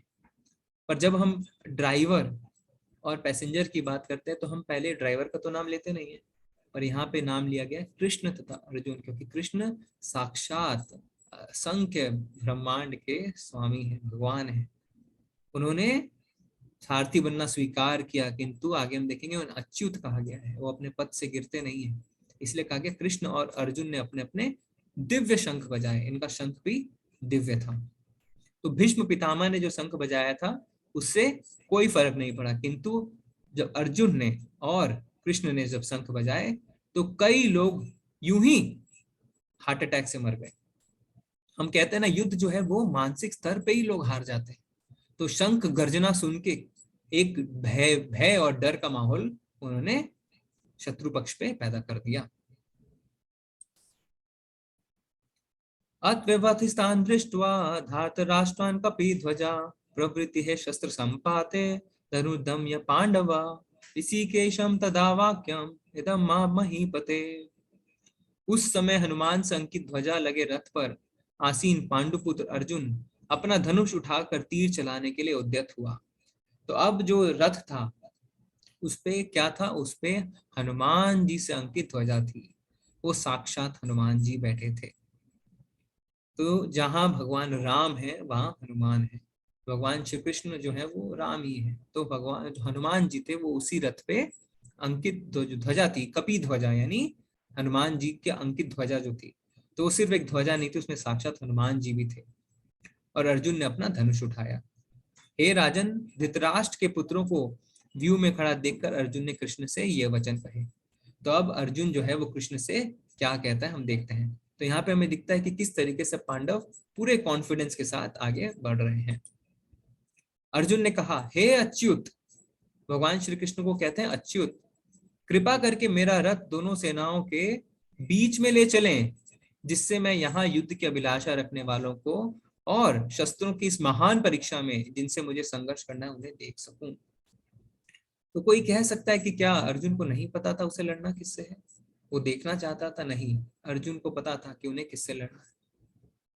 किंतु यहाँ पे अब जो धीरे धीरे मुंह में अर्जुन आएंगे उसे हमें भगवान की व्यवस्था समझनी है। वो देखना चाहते थे कि दोनों ओर से कौन कौन से योद्धा आए हैं। यहाँ पे एक इंपॉर्टेंट जो चीज है, महत्वपूर्ण है, वो भगवान को अच्युत कह रहे हैं। इसका अर्थ ये होता है कि भगवान कभी भी अपने पद से नहीं गिरते। जैसे भगवान ने सुदामा के चरण धोए, है ना, भगवान ने शबरी के बेर खाए, तो क्या भगवान गिर गए अपने पद से? नहीं, अच्युत। तो भले ही वो भगवान उनके सारथी बने, किंतु वो अपने पद से कभी नहीं गिरते। भगवान सिर्फ एक चीज से बनते हैं, वो क्या है? भक्ति से। तो हमने दामोदर लीला देखी है, जब माँ भगवान को बांधने की कोशिश कर रही थी रस्सी से, तो रस्सी हमेशा 2 इंच छोटी पड़ जाती थी। तो आचार्य बताते हैं कि 1 इंच है हमारा प्रयास और दूसरा इंच है भगवान की कृपा। अर्जुन ने वहां पर दोनों पक्षों की सेनाओं के मध्य में अपने चाचा, ताऊओं, पितामहों, गुरुओं, मामाओं, भाइयों, पुत्रों, पौत्रों, मित्रों, ससुरों और शुभचिंतकों को भी देखा। तो यहाँ पे अर्जुन ने अपने सारे पितामहों को, चाचा, ताऊ, सारे परिजनों को देखा। अब अर्जुन क्या कहता है? अर्जुन उवाचा दृष्ट्वैवं स्वजनं कृष्ण युयुत्सुं समुपस्थितं सिदन्तिं मम गात्राणि मुक्च परिशुष्यति। हे कृष्ण, इस प्रकार युद्ध की इच्छा रखने वाले मित्रों तथा संबंधियों को अपने समक्ष उपस्थित देखकर मेरे शरीर के अंग कांप रहे हैं और मेरा मुख सूखा जा रहा है। अब देखिए, अब अर्जुन ने जैसे ही अपने परिवार के लोगों को देखा तो अर्जुन पूरी तरीके से नर्वस हो गया। अर्जुन का शरीर कांपने लगा और उनका मुख सूखा जाने लगा। तो यहाँ पे अर्जुन अब धीरे धीरे मुंह में आना शुरू हो गया। अर्जुन कोई सामान्य व्यक्ति नहीं है, उन्होंने शिवजी से पशुपात अस्त्र तक ले रखा है, बड़े बड़े देवी देवताओं से उन्होंने अस्त्र ले रखा है, किंतु उसके बावजूद अब अर्जुन जो है उसकी बुद्धि मुंह में आ गई। उसे यह नहीं पता था कि हम क्या करें। जिस तरीके से एक छोटा बच्चा एग्जाम में जाने से पहले भयभीत हो जाता है, उसे लगता है मैं सब कुछ भूल गया, मुझे कुछ याद नहीं आ रहा, उस तरीके से अर्जुन का हाल हो गया। हे कृष्ण, इस युद्ध में अपने ही स्वजनों का वध करने से ना तो मुझे कोई अच्छाई दिखती है और ना मैं उससे किसी प्रकार की विजय, राज्य या सुख की इच्छा रखता हूँ। तो अब धीरे धीरे अर्जुन ने बहाने देना शुरू किया।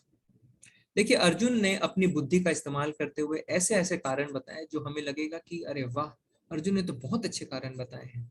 इन कारणों को भगवान ने किस तरीके से काटा। तो पहला कारण क्या बता रहे हैं अर्जुन? अर्जुन बोल रहे हैं कि मुझे इसमें कोई अच्छाई नहीं दिख रही, अपने परिवारजनों को मैं क्यों मारूं, और इस सुख की इच्छा मैं रखता ही नहीं। अगर मैं इसमें विजय भी हो गया हूं तो इस राज्य को मेरे को चाहिए नहीं। तो अर्जुन को बहुत अपने परिवारजनों पे दया आ रही है। तो यहाँ पे एक शिक्षा हमें मिलती है कि सिर्फ भौतिक ज्ञान ही कुछ सब कुछ नहीं होता, उससे हम दुख से उभर नहीं सकते। हमें क्या चाहिए? हमें भगवान की भक्ति चाहिए, हमें भगवान की आज्ञा का पालन करना है, उसी से हम भौतिक दुखों से उभर सकते हैं। हे गोविंद, हमें राज्य, सुख अथवा इस जीवन से क्या लाभ, क्योंकि जिन सारे लोगों के लिए हम उन्हें चाहते हैं वे ही इस युद्ध भूमि में खड़े हैं। तो अर्जुन कह रहा है कि जिसके लिए हम ये सुख चाहते हैं वही तो यहाँ पे खड़े हैं, तो वह जब वही मर जाएंगे तो इनके सुखों का मैं करूंगा क्या।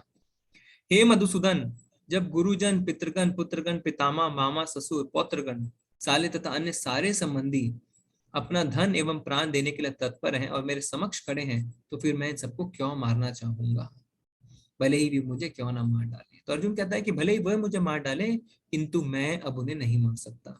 अर्जुन को बहुत दया आने लग गई। हे जीवों के पालक, मैं इन सबों से लड़ने को तैयार नहीं, भले ही बदले में मुझे तीनों लोग क्यों ना मिलते हों, इस पृथ्वी की तो बात ही छोड़ दे। तो अर्जुन कहता है कि मुझे कोई आनंद नहीं है, अगर मुझे आप तीनों लोक दे दें, पृथ्वी की तो बात छोड़िए, फिर भी मैं इन्हें मारने को तैयार नहीं हूं। भला धृतराष्ट्र के पुत्र को मारकर हमें कौन सी प्रसन्नता मिलेगी। तो यहाँ पे अर्जुन ने दूसरा कारण दिया कि मुझे कोई प्रसन्नता नहीं है।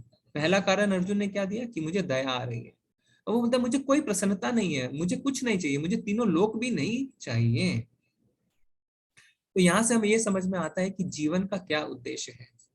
तो अर्जुन यहाँ पे धीरे धीरे प्रश्न कर रहा था कि जीवन का क्या उद्देश्य है, क्या इन्हें मार के मुझे प्रसन्नता मिलेगी। इस सवाल का जवाब हम आगे देंगे। यदि हम ऐसे आतताइयों का वध करते हैं तो हम पर पाप चढ़ेगा। तो अब अर्जुन यहाँ पे तीसरा कारण दे रहा है कि वध करेंगे तो मुझे पाप लगेगा, अतः यह उचित नहीं होगा कि हम धृतराष्ट्र के पुत्रों तथा उनके मित्रों का वध करें।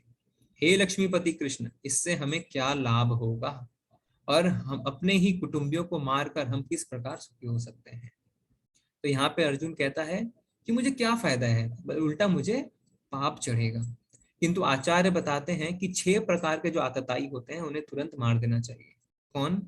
विष देने वाला, घर में अग्नि लगाने वाला, घातक हथियार से आक्रमण करने वाला, धन लूटने वाला, दूसरे की भूमि हड़पने वाला, और पराई स्त्री का अपहरण करने वाला। और प्राय ये 6 के 6 जो हैं, ये कौरवों ने पांडवों के प्रति अत्याचार किया था। उन्होंने जब वो लक्ष्यगृह में थे आग भी लगाया था। कुल का नाश होने पर सनातन कुल परंपरा नष्ट हो जाती है, और इस तरह शेष कुल भी अधर्म में प्रवृत्त हो जाता है। अब यहाँ पे अर्जुन चौथा कारण देते हैं। वो क्या कह रहे हैं कि अगर मैं युद्ध करूंगा तो जितने पुरुष है वो मारे जाएंगे। उससे क्या होगा कि जितनी परंपराएं हैं वो नष्ट हो जाएंगी, और अधर्म जो है वो अधर्म में प्रवृत्त हो जाएगा। जब कुल में अधर्म प्रमुख हो जाता है तो कुल की स्त्रियां दूषित हो जाती हैं, अस्तित्व के पतन से ही विश्ववंशी अवांछित संतानें उत्पन्न होती हैं। तो जो स्त्रियां होती है वो हमेशा किसी न किसी पे, क्योंकि वो बहुत करुणा में रहती है, तो किसी न किसी पे हमेशा आधारित रहती है। वो या तो अपने पहले जो रहती है अपने पिता पे, फिर अपने पति पे, फिर अपने पुत्र पे। तो अगर कोई पुरुष नहीं रहेगा तो जो दुष्ट व्यक्ति हैं वो उनका लाभ उठाएंगे और अवांछित संतानें उत्पन्न होंगी। तो यहाँ पे अर्जुन कहता है कि कुल परंपरा नष्ट हो जाएगी। संकरो नार्कयेव कुलग्नं कुलश्च च पतन्ति पितरो येषां लुप्त पिंडो ददत् क्रिया। अवांछित संतानों की वृद्धि से निश्चय ही परिवार के लिए तथा पारिवारिक परंपरा को विशिष्ट करने वालों के लिए नारकीय जीवन उत्पन्न होगा। और जब संतानें जो है वो अवांछित होती है तो क्या होता है, जीवन नरकीय हो जाता है। ऐसे पतित कुलों के पुरखों यानी पितर लोग भी गिर जाते हैं, क्योंकि उन्हें जल तथा पिंड दान करने वाला कोई नहीं रहता। तो अर्जुन कह रहा है कि केवल इस लोक में नहीं, दूसरे लोकों में भी दुख फैल जाएगा, हमारे पितर भी गिर जाएंगे। तो आप देखिए अर्जुन कितनी बुद्धि का इस्तेमाल करते हुए ऐसे ऐसे कारण भगवान श्री कृष्ण के आगे रख रहा है। अब आप सोच रहे होंगे कि किस तरीके से ऐसे कारण रखने के बावजूद अर्जुन ने युद्ध किया। तो भगवान ने हर एक जो अर्जुन का कारण था उसका जवाब दिया, जो हम दूसरे अध्याय में देखेंगे। संजय उवाच एवं मुक्तवर्जुना संख्ये रथोपस्थ उपाविशत् विसृजय शशरं चापं शोक संविघ्नास शोक संविघ्नमानस। संजय ने कहा, युद्ध भूमि में इस प्रकार कहकर अर्जुन ने अपना धनुष तथा बाण एक ओर रख दिया और शोक संतप्त चित्त से रथ के आसन पर बैठ गया। तो आप देखिए, अभी शंख बज गए, दोनों सेनाओं के बीच में रथ भी चला गया, हाथ में धनुष उठा लिया, लड़ने को तैयार, किंतु अर्जुन ने ऐसे ऐसे कारण दिए कि अब शोक संतप्त चित्त से वो रथ पे बैठ गया और उन्होंने अपना धनुष जो है वो रख दिया रथ पे। अब क्या होगा देखिए, और अश्रुपूरित हो गए अर्जुन, पूरे आंखों में उनके आंसू आ गए। तो अर्जुन ने क्या क्या कारण दिए? दया, कि उन्हें दया आ रही है अपने परिवार पे, उन्हें कोई आनंद नहीं है, उन्हें भले ही स्वर्ग की प्राप्ति क्यों ना हो, भले ही तीनों लोक क्यों ना मिले, उन्हें पाप लगेगा अगर वो यहाँ पे वध करेंगे तो पारिवारिक परंपराएं विनिष्ट हो जाएंगी। अब वो असमंजस में पड़ गए हैं कि उन्हें क्या करना है। तो हम देखते हैं कि जितने भी कारण अर्जुन ने दिए बहुत ही लॉजिकल थे, है ना। जिस तरीके से एक फिल्म में हम देखते हैं कि हीरो एक आता है, एंट्री करता है, पूरे सिचुएशन को बदल देता है ना, उस तरीके से अर्जुन ने पूरे सिचुएशन को बदल दिया। कुरुक्षेत्र में दोनों सेनाएं जमा हैं, दोनों युद्ध करने को तैयार हैं, किंतु अर्जुन ने पूरे सिचुएशन को बदल दिया। उन्होंने कृष्ण के आगे ऐसे ऐसे कारण रखे कि अब हमें लगता है इस समय कि ये तो युद्ध होगा नहीं, किंतु हम आगे देखेंगे कि भगवान ने उनके साथ क्या किया, उन्होंने उनको क्या जवाब दिया और भगवान ने किस तरीके से उनको बताया कि उनके लिए क्या श्रेयस है। श्रेयस यानी उनके लिए लॉन्ग टर्म बेनिफिशियल कौन सा है। जैसे एक माँ अपने छोटे बच्चे को चॉकलेट नहीं देती क्योंकि उन्हें पता है कि ये उसके लिए प्रेयस हो सकता है, श्रेयस नहीं। यानी कुछ समय के लिए वो चुप हो जाएगा, रोएगा नहीं, किंतु लंबे समय के लिए उसके लिए नुकसानदायक है। तो अर्जुन की जितनी ये सोच थी सब भौतिक स्तर पे थी। तो अब भगवान श्री कृष्ण उन्हें दूसरे अध्याय में ज्ञान देंगे और किस तरीके से अर्जुन को तैयार करेंगे युद्ध करने के लिए, यह हम अगले अध्याय में देखेंगे।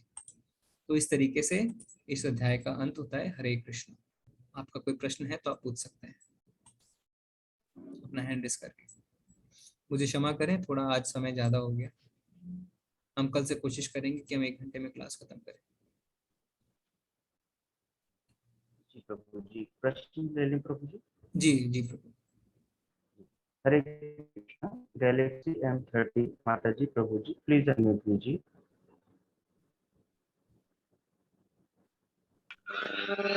जय कृष्ण प्रभु जी, बड़ा अच्छा लगा। थैंक यू, बहुत अच्छा लगा, बहुत अच्छा लगा। मेरे 2 प्रश्न आए हैं प्रभु जी।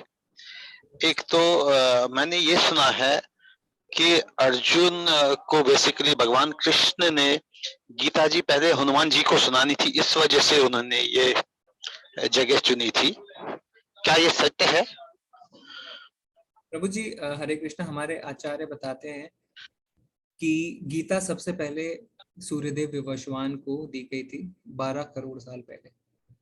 फिर विवस्वान ने गीता जो मनुष्य के पिता हैं मनु को बताई और मनु ने फिर अपने पुत्र इक्ष्वाकु को दी। तो ये गीता का ज्ञान राज ऋषियों के लिए होता था। जो पहले जो राजा होते थे वो ऋषियों की तरह होते थे। जब महाराज परीक्षित है, फिर है ना, तो ये होते थे ये राजा ऋषियों की तरह। ये सिर्फ एक राज अपना भोग नहीं करते थे, ये ऋषियों की तरह अपने राज्य को चलाते थे। फिर उसके बाद ये गीता 5000 साल पहले अर्जुन को दी गई। हनुमान जी भगवान के नित्य दास हैं, वो दास रस में भगवान की सेवा हमेशा करते हैं। और अर्जुन तो जो थे वो राज्य परिवार से थे, तो गीता का ज्ञान अर्जुन के लिए था, ऐसा बताया गया हमारे आचार्य ने। प्रभु जी और प्रभु जी छोटा सा मेरा ये क्वेश्चन, आई डोंट नो ये इरेलेवेंट है क्या, बट मैंने आपने बीच में गांधी जी का भी इस कई जगहों पे कोट करा है। क्या ये सही है कि हम गांधी जी का अपने गीता जी में कोट करें या उनका example they they? May be पता नहीं, कईयों के लिए वो आइडियल होगा और कईयों के लिए वो आइडियल नहीं है। प्रभु जी तो क्या ये हमारे मैं समझ गया, क्या हमें, हाँ, क्या हमें अपनी गीता जी में उनको कोट करना चाहिए या नहीं करना चाहिए? प्रभु जी ये थोड़ा सा मुझे संशय। जैसा मैंने पहले बताया था कि हम जब किसी चीज का अध्ययन करते हैं, कोई लेक्चरर हमारे कॉलेज में आता है, कोई बड़ा स्पीकर हमारे ऑफिस में आता है, तो हम देखना चाहते हैं कि लोग उसके बारे में क्या कहते हैं। तो जैसा हम गांधी जी, हमने बताया कि गांधी जी ने गीता के बारे में उनका क्या विचार रहे हैं। हमें बाकी विषयों में चर्चा नहीं करनी चाहिए, हमें ये समझना चाहिए कि हम गीता महात्म्य में हम देख रहे थे कि किसका गांधी जी के प्रति क्या विचार है और किसका गीता के प्रति क्या विचार है, और इसका और ज्यादा कोई उद्देश्य नहीं था प्रभु जी। हरे कृष्ण। थैंक यू प्रभु जी, थैंक यू। हरे कृष्णा। धन्यवाद प्रभु हरे जी। कृष्णा। हरे कृष्णा। ओप्पो एफ प्रभु जी प्लीज अनम्यूट कीजिए।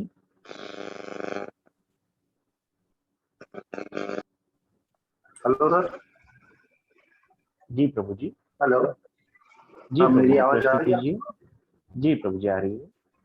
एक्चुअली सर प्रॉब्लम थोड़ा ये होता है कि जब मैं ज्वाइन कर रहा था तो इसमें क्या प्रभु जी, ऑलमोस्ट। आपका साउंड थोड़ा सा वीक है। अभी आ रहा है आवाज? जी जी जी प्रभु जी। एक्चुअली मैं है ना टाइम पे ज्वाइन करने की कोशिश कर रहा था, लेकिन जूम के अंदर थोड़ी सी प्रॉब्लम आ रही थी। तो आपका जो 45 मिनट का जो सेशन है वो मैं थोड़ा लेट ज्वाइन कर पाया ड्यू टेक्निकल प्रॉब्लम। तो क्या ये लिंक जो है आपने जो पढ़ाया है वो पूरा मुझे वापस मिल सकता है? जी प्रभु जी, हम जी प्रभु जी। रिकॉर्डिंग कर रहे हैं, हम इसको यूट्यूब में डाल के ग्रुप में लिंक भेज देंगे प्रभु जी। तो वो क्या है कि मैं थोड़ा रिवाइज कर लूँ। प्रभु जी आप कोशिश करिए कि क्लास ज्वाइन करें, क्योंकि लिंक अगर हम रिकॉर्डिंग सुनेंगे तो धीरे धीरे फिर हम उसे बंद कर देते हैं सुनना। क्लास में रहेंगे तो अच्छा रहेगा, पर इसकी रिकॉर्डिंग अपलोड हो जाएगी प्रभु जी। जी थैंक यू। हरे कृष्ण। हरे हरे कृष्णा। राहुल गुप्ता प्रभु जी प्लीज अनम्यूट कीजिए।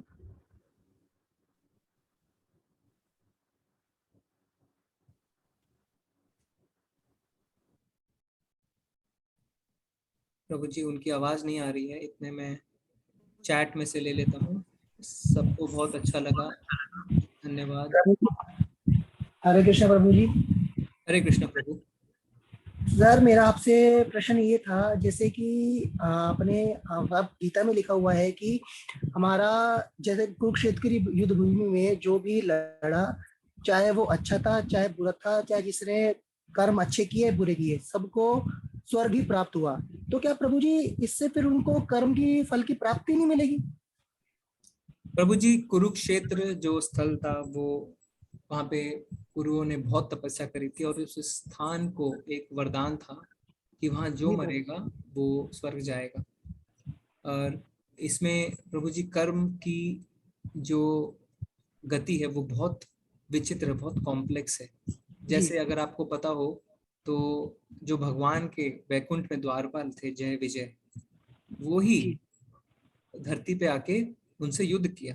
हिरण्यकश्यपु, हिरण्यक्ष, जी रावण, कंस, ये सारे जो थे वो भगवान के खुद के द्वारपाल, उनकी सेवा में हमेशा रहते थे। किंतु जी भगवान को एक बार अपना शक्ति रस दिखाने की इच्छा हुई, तो उन्होंने बोला किससे हम युद्ध करें। तो उन्होंने एक लीला रची। जब ब्रह्मा जी के 4 छोटे छोटे पुत्र आए तो जय विजय ने उन्हें जी रोक दिया द्वार पे, तो उन्होंने जाने नहीं दिया अंदर। तो चतुष कुमार जिनको बोलते हैं, उन्होंने जय विजय को श्राप दिया। जी तो भगवान जब आए दौड़े दौड़े, तो चतुष कुमार ने बोला, तो भगवान ने कहा हाँ आपने बहुत अच्छा किया, इनको श्राप जरूर देना चाहिए था उसको, क्योंकि भगवान की लीला थी। अब भगवान ने जय विजय को कहा कि अब तुम मेरे भक्त बन के या तो 7 बार जन्म लो, या मेरे दुश्मन बन के 3 बार जन्म लो। तो उन्होंने बोला कि हमें आपकी सेवा में वापस आना है, हम 3 बार जन्म लेंगे। तो जी अब हमने पढ़ा है ना किस तरीके से प्रहलाद महाराज के जो पिता थे जी हिरण्यकशिपु, वो कितने अधर्मी, और भगवान से उन्होंने युद्ध किया, भगवान ने नरसिंह रूप धारण करके उनका वध किया। तो हिरण्यकशिपु जो थे वो भगवान के द्वारपाली थे। तो कहने का अर्थ ये है प्रभु जी की ये कर्म की जो गति होती है ये बहुत कॉम्प्लेक्स है। तो हाँ, पर हाँ कुरुक्षेत्र में ये वरदान था उस क्षेत्र को कि जो वहां मरेगा वो स्वर्ग जरूर जाएगा। जी जी प्रभु जी, हरे कृष्ण। धन्यवाद। हरे कृष्ण। हरे कृष्णा जी। राम प्रभु जी प्लीज अनम्यूट कीजिए। हरे कृष्णा प्रभु जी। हरे कृष्ण प्रभु।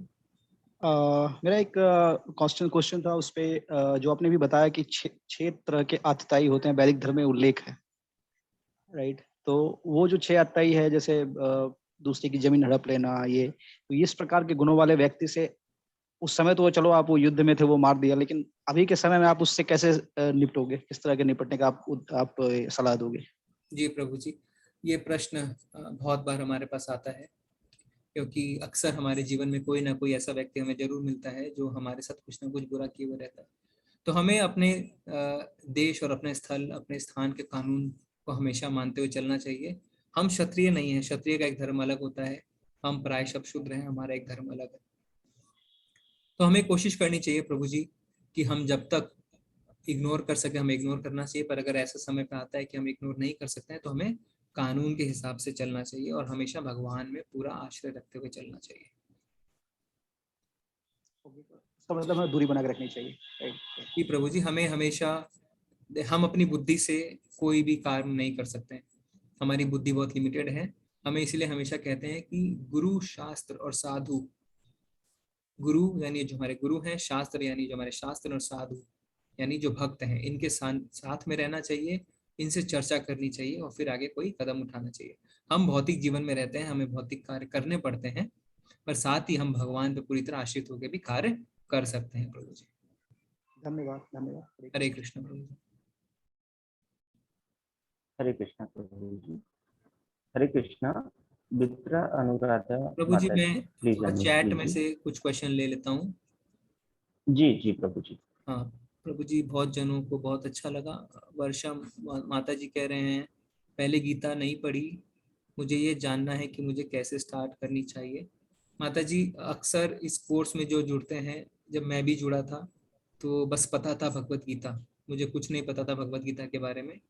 तो ये कोर्स में बने रहें, इसीलिए हमने कहा है कि हम इसमें एक आपको डिटेल स्टडी के लिए तैयार करेंगे, गंभीरता जिससे आप इस विषय को ले सके। तो हमारे साथ बने रहिए। धीरे धीरे करते करते 6.5 लाख लोगों ने इस कोर्स को किया है और बहुत से लोग अब मंदिर से जुड़े हैं और नियम के अनुसार वो इस कोर्स को आगे कर रहे हैं। तो माता जी हमारे साथ आप बने रहिए। प्रभु जी पूछ रहे हैं, can I attend any class from any ISKCON temple? जी प्रभु जी, हर इस्कॉन में शील प्रभुपाद की ही शिक्षा पढ़ाई जाती है। जो भी हम कहते हैं वो हम अपने मन से नहीं कहते हैं, वो सब भगवत गीता के तात्पर्य से जो शील प्रभुपाद ने बताई है वो लेते हैं। देखिए, भगवान के जो बड़े भक्त होते हैं वही भगवान के बारे में अच्छे से बता सकते हैं। शील प्रभुपाद बहुत बड़े भगवान के भक्त थे, तो उन्होंने जिस तरीके से आत्मसार किया और जिस तरीके से भगवान को समझा और जो उन्हें रियलाइजेशन थी, वो हम सोच भी नहीं सकते। तो उनके तात्पर्यों को ही शिक्षा और प्रेजेंटेशन के माध्यम से हम आपको बताते हैं। जी, थोड़े लोग कह रहे हैं कि वॉइस कम थी, कल से मैं थोड़ा कोशिश करूंगा कि तेज कहूँ, माफ क्षमा करिएगा। जी प्रभु जी, आप प्रश्न ले सकते हैं। हरे कृष्णा। मित्रा अनुराधा माता जी म्यूट कीजिए। हरे कृष्णा प्रभु जी। हरे कृष्णा माता जी। हाँ प्रभु जी, एक्चुअली मेरा क्वेश्चन मेरे 2-3 लोगों से आंसर हो गया। एक तो ये था कि बीच में मेरा थोड़ा सा माइक चला गया था, तो जो आपने 6 लोग प्रकार बताए थे और बीच में 1-2 लाइन जा रही थी, तो वो आपने बता दिया कि ये रिकॉर्डिंग मुझे, मैं देख सकती हूँ करके, क्योंकि मैं साथ साथ में नोट्स बना रही हूँ, तो वो मिस हो गया था। तो मुझे बस वही पूछना था कि अगर मुझे दोबारा पूछना है तो मैं क्या करूं? तो मैं रिकॉर्डिंग में से देख लूंगी। और माता क्वेश्चन, जी, और आज आप नोट्स बना रहे हैं, बहुत अच्छी बात है। बहुत कम लोग ऐसा करते हैं, बट अगर आपके साथ संभव हो तो notes हमें जरूर बनाना चाहिए, क्योंकि हम सब कुछ याद नहीं रख पाते हैं। तो अगर हाँ गंभीर हैं तो हमें नोट्स जरूर बनाना चाहिए। माता जी, आप बहुत अच्छा कर रहे हैं। जी, आप मतलब ईश्वर मुझे ताकत दे, क्योंकि आज मेरे हाथ में बहुत ज्यादा चोट है, 14 स्टिच है, और मुझे नहीं लगा था कि मैं आज ज्वाइन कर पाऊंगी, लेकिन फिर भी ईश्वर ने मुझे शक्ति दी, आप लोग के आशीर्वाद से मैं ज्वाइन कर ली। और मैं, प्रभु जी कल्याण करें कि मैं पूरा कोर्स कर पाऊं। प्रभु जी, हरे कृष्णा प्रभु जी। धन्यवाद, धन्यवाद माता जी। हरे कृष्ण। हरे कृष्णा, आलोक कुमार झा प्रभु जी, प्लीज अनम्यूट कीजिए।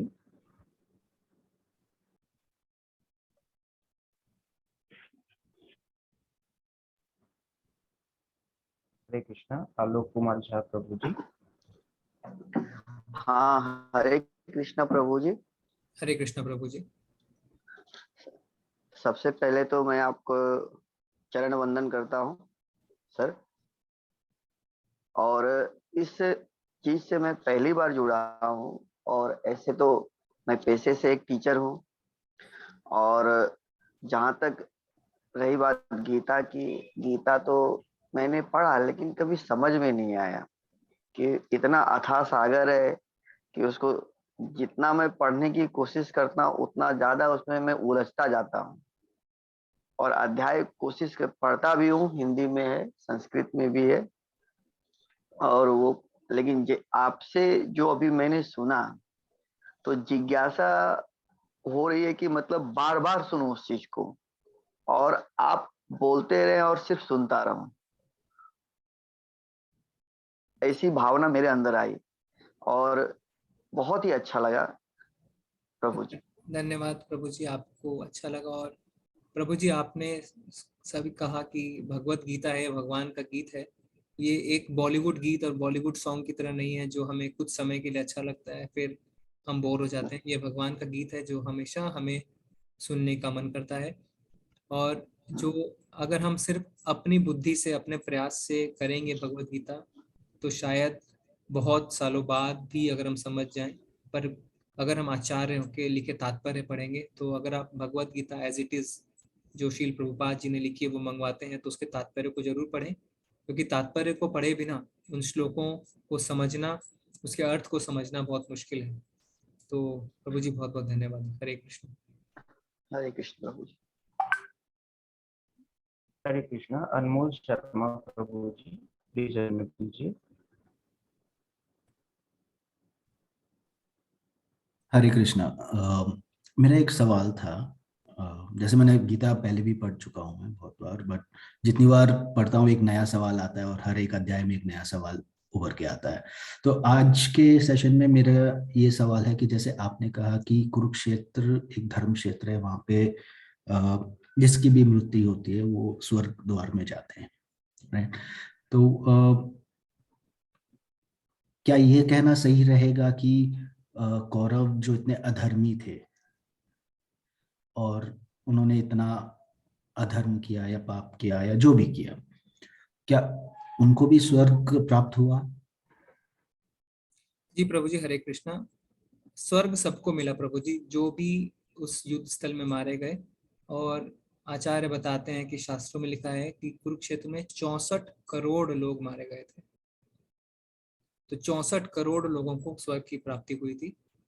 प्रभु जी, हमें अधर्म लगता है उनके जो इस जीवन के कर्मों को देख के, पर हमें कुछ नहीं पता है कि उनके पहले जीवन में क्या कर्म किसने कर रखे हैं।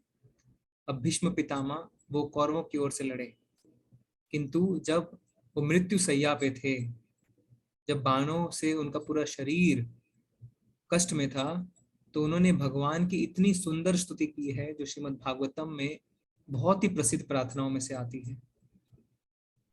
और भगवान के वो धाम गए उस प्रार्थना के कारण। जो द्रोणाचार्य थे वो कौरवों की ओर से लड़े, उनको पता था कि धृष्टद्युम्न जिसको वो अपना शिष्य बना रहे हैं वो आगे चल के उनका वध करेगा। तो इस तरीके से प्रभु जी हम डायरेक्टली ये नहीं कह सकते कि कौन अधर्मी और कौन धर्मी है। हमें यह सब ऐसे समझना होगा कि कुरुक्षेत्र जो है वो बहुत ही पुण्य स्थल था, धर्म क्षेत्र था। और धर्म क्षेत्र में अगर कोई मारा जाता है तो वो जरूर ही स्वर्ग जाता है। अब अगर हम इसे भौतिक रूप से समझें, तो अगर दो अगर नेशंस में, दो कंट्री में अगर युद्ध होता है, तो भले ही भौतिक स्तर पे कोई देश सही हो कोई गलत, पर दोनों ही देश अपने अपने लड़ाकों को, अपने अपने जवानों को क्या देते हैं? मेडल देते हैं, उन्हें शहीद मानते हैं। तो आज अगर हम कह सकते हैं कि जो दो देश में युद्ध हो रहा है, भले ही पूरी दुनिया एक देश को सही माने एक को गलत, पर जिस देश को हम गलत जानते हैं, क्या वो अपने शहीदों को पदक नहीं देते? क्या उनके लिए वो पूरे राष्ट्र सम्मान के साथ उनका अंतिम संस्कार नहीं करते। तो इस तरीके से हमें भौतिक रूप में नहीं समझना है प्रभु जी इसको। जी प्रभु जी, हरे कृष्ण। हरे कृष्ण। राजकुमार स्वामी प्रभु जी, प्लीज अनम्यूट कीजिए।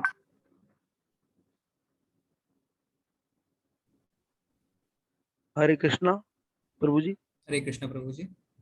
जी प्रभु जी, मैं आपसे ये जानना चाहता हूँ कि क्या कोई मंदबुद्धि इंसान भी अपने भागवत गीता पढ़ के अपने पूर्व जन्मों से मुक्त हो सकता है, पूर्व कर्मों से? प्रभु जी, आपने बहुत ही सुंदर सवाल किया है और मैं आपका धन्यवाद देता हूँ। इसमें जो भगवान श्री चैतन्य, हाँ प्रभु, जो भगवान कृष्ण खुद हैं, वो सिर्फ एक ही बात कहते थे कि हमें भगवान का नाम जप करना है। तो उनसे किसी ने पूछा, अरे आप तो सिर्फ भगवान का नाम जप करते हैं, आपको शास्त्र पढ़ने नहीं आते हैं क्या? जबकि वो बहुत बड़े पंडित थे, उन्होंने अपने टाइम पे जितने पंडितों को सबको शास्त्र में हराया, किंतु उन्होंने क्या उत्तर दिया कि मेरे गुरु ने यह जाना कि मैं बहुत मंद बुद्धि हूँ, उन्होंने मुझे सिर्फ और सिर्फ भगवान का नाम लेने को कहा। जी। और सर एक प्रभु जी, एक सवाल हो रहा है मेरा कि ये महाभारत का युद्ध कितने दिन चला था? प्रभु जी, ये 18 दिनों तक चला था। 18 दिन में हो गया था पूरा? जी प्रभु जी। जी प्रभु जी, जय श्री हरे कृष्ण। प्रभु जी, हमारे पास और हम समय बहुत हो रहा है, अगले 2-3 मिनट तक हम प्रश्न लेते हैं, फिर हम जी प्रभु जी, लेंगे प्रश्न। जी जी जी प्रभु जी। हरे कृष्णा। शुभम गुप्ता प्रभु जी, प्लीज अनम्यूट कीजिए। हरे कृष्णा प्रभु जी। जैसे आपने कहा कि कुरुक्षेत्र की जो धरती है वो बहुत पवित्र थी, तो क्या वो अब पवित्र थी या अब भी पवित्र है? मतलब वहां पर अभी किसी का भी जो ऊपर जाते हैं परलोक जो भी है, तो वो डायरेक्ट स्वर्ग ही जाते हैं अब भी, या वो आप कहना चाह रहे हो पहले थी अब नहीं? आप कहना करना चाहोगे तो कुरुक्षेत्र आज का समय कुछ प्रभु जी, समय और काल का प्रभाव बहुत ज्यादा रहता है। अभी हम कलयुग में हैं, तो जैसे अगर इसको मैं भी समझाएं तो कलयुग के लिए हमें कहा गया है कि आप सिर्फ भगवान का नाम लीजिए तो आपकी मुक्ति हो सकती है। किंतु ठीक इससे पहले जो युग था, द्वापर युग, उसमें कहा गया था कि भगवान के अर्च विग्रह का पूजा करें। त्रेता युग में कहा गया था कि आप भगवान का ध्यान यज्ञ करें, और सतयुग में कहा था भगवान का ध्यान करें। तो हर युग के हिसाब से भगवत प्राप्ति का अलग अलग नियम बताए गए हैं। तो काल और समय के हिसाब से चीजें बदलती रहती हैं प्रभु जी। हरे कृष्ण प्रभु जी। हरे कृष्णा। सचिन नाइक प्रभु जी, प्लीज अनम्यूट कीजिए।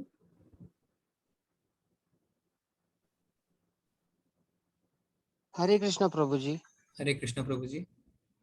प्रभु जी, एक्चुअली मेरे पास भगवत गीता है। मैंने, हाँ, जब मैंने मेरा जॉब करना चालू किया था तभी से खरीद के रखा था, लेकिन मैं भगवत गीता पढ़ने लगता हूँ तो ध्यान में चले जाता हूँ, तो ऐसा क्यों होता है? प्रभु जी, आप इस कोर्स में जुड़े हैं, आप इस कोर्स में बने रहिए।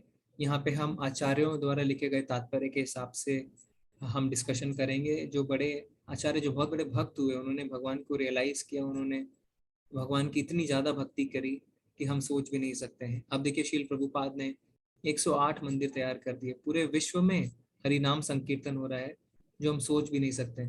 अगर हम कहें कि अपने पड़ोसी जो भगवान को नहीं मानता उसे हम संकीर्तन में शामिल कर लें, हम शायद पूरे जीवन भर प्रयास करने के बाद वो भी ना कर पाए। तो प्रभुपाद जी ने पूरे विश्व को हरिनाम संकीर्तन पे नचाया। तो इतने बड़े भक्त द्वारा लिखी गई भगवत गीता का तात्पर्य हम पढ़ेंगे तो हम अच्छे से समझ पाएंगे प्रभु जी। तो आप बने रहें, धीरे धीरे आपको भगवत गीता का असली अर्थ समझ में आने लगेगा। हरे कृष्ण। हरे कृष्ण प्रभु जी। और एक मेरा प्रश्न था, वैकुंठ और स्वर्ग में क्या अंतर है? जी प्रभु जी, ये हम आगे अच्छे से चर्चा करेंगे, पर मैं इसको ऐसे ही समझा सकता हूँ कि वैकुंठ है भगवान का धाम, भगवान श्री कृष्ण का धाम, जहाँ हम जाते हैं तो हम वापस कभी नहीं आते, हम इस जन्म मृत्यु के चक्र से छुटकारा पाते हैं। स्वर्ग है एक बैंक अकाउंट में पैसे की तरह, जब तक हमारे कर्म हैं हम भोगते हैं, जब तक हमारे पैसे हैं हम उसकी मौज करते हैं, उसे उड़ाते हैं, पर जैसे ही हमारे बैंक अकाउंट खाली होता है तो हम वापस जीरो पे आते हैं। तो इसी तरीके से जब हमारे अच्छे कर्म खत्म हो जाते हैं तो हमें स्वर्ग से धक्के मार के निकाल दिया जाता है। तो स्वर्ग जो है वो टेम्पररी है प्रभु जी, वो हम अपने पुण्यों से कमाते हैं, पर जब हमारे पुण्य खत्म हो जाते हैं तो वापस इस मृत्यु लोक में आ जाते हैं। पर इसकी चर्चा हम आगे और विषय डिटेल में करेंगे प्रभु जी। हरे कृष्ण। प्रभु जी अभी चलते हैं, 10:30 हो गए हैं, तो और इसके जो प्रश्न है वो हम कल ले लेंगे। जी प्रभु जी। सभी को हरे कृष्णा। अब हम वैष्णव प्रणाम मंत्र करके आज की चर्चा खत्म करेंगे। वांछा कल्पतरुभ्यश्च कृपा सिंधु एव च पतितनां पावनेभ्यो वैष्णवेभ्यो नमो नमः। अनंत कोटि वैष्णव वृंद की जय। शील प्रभु जय। कल मिलते हैं। हरे कृष्ण। हरे कृष्णा हरे प्रभु जी। कृष्णा प्रभु जी। हरे कृष्ण। हरे कृष्णा सभी को।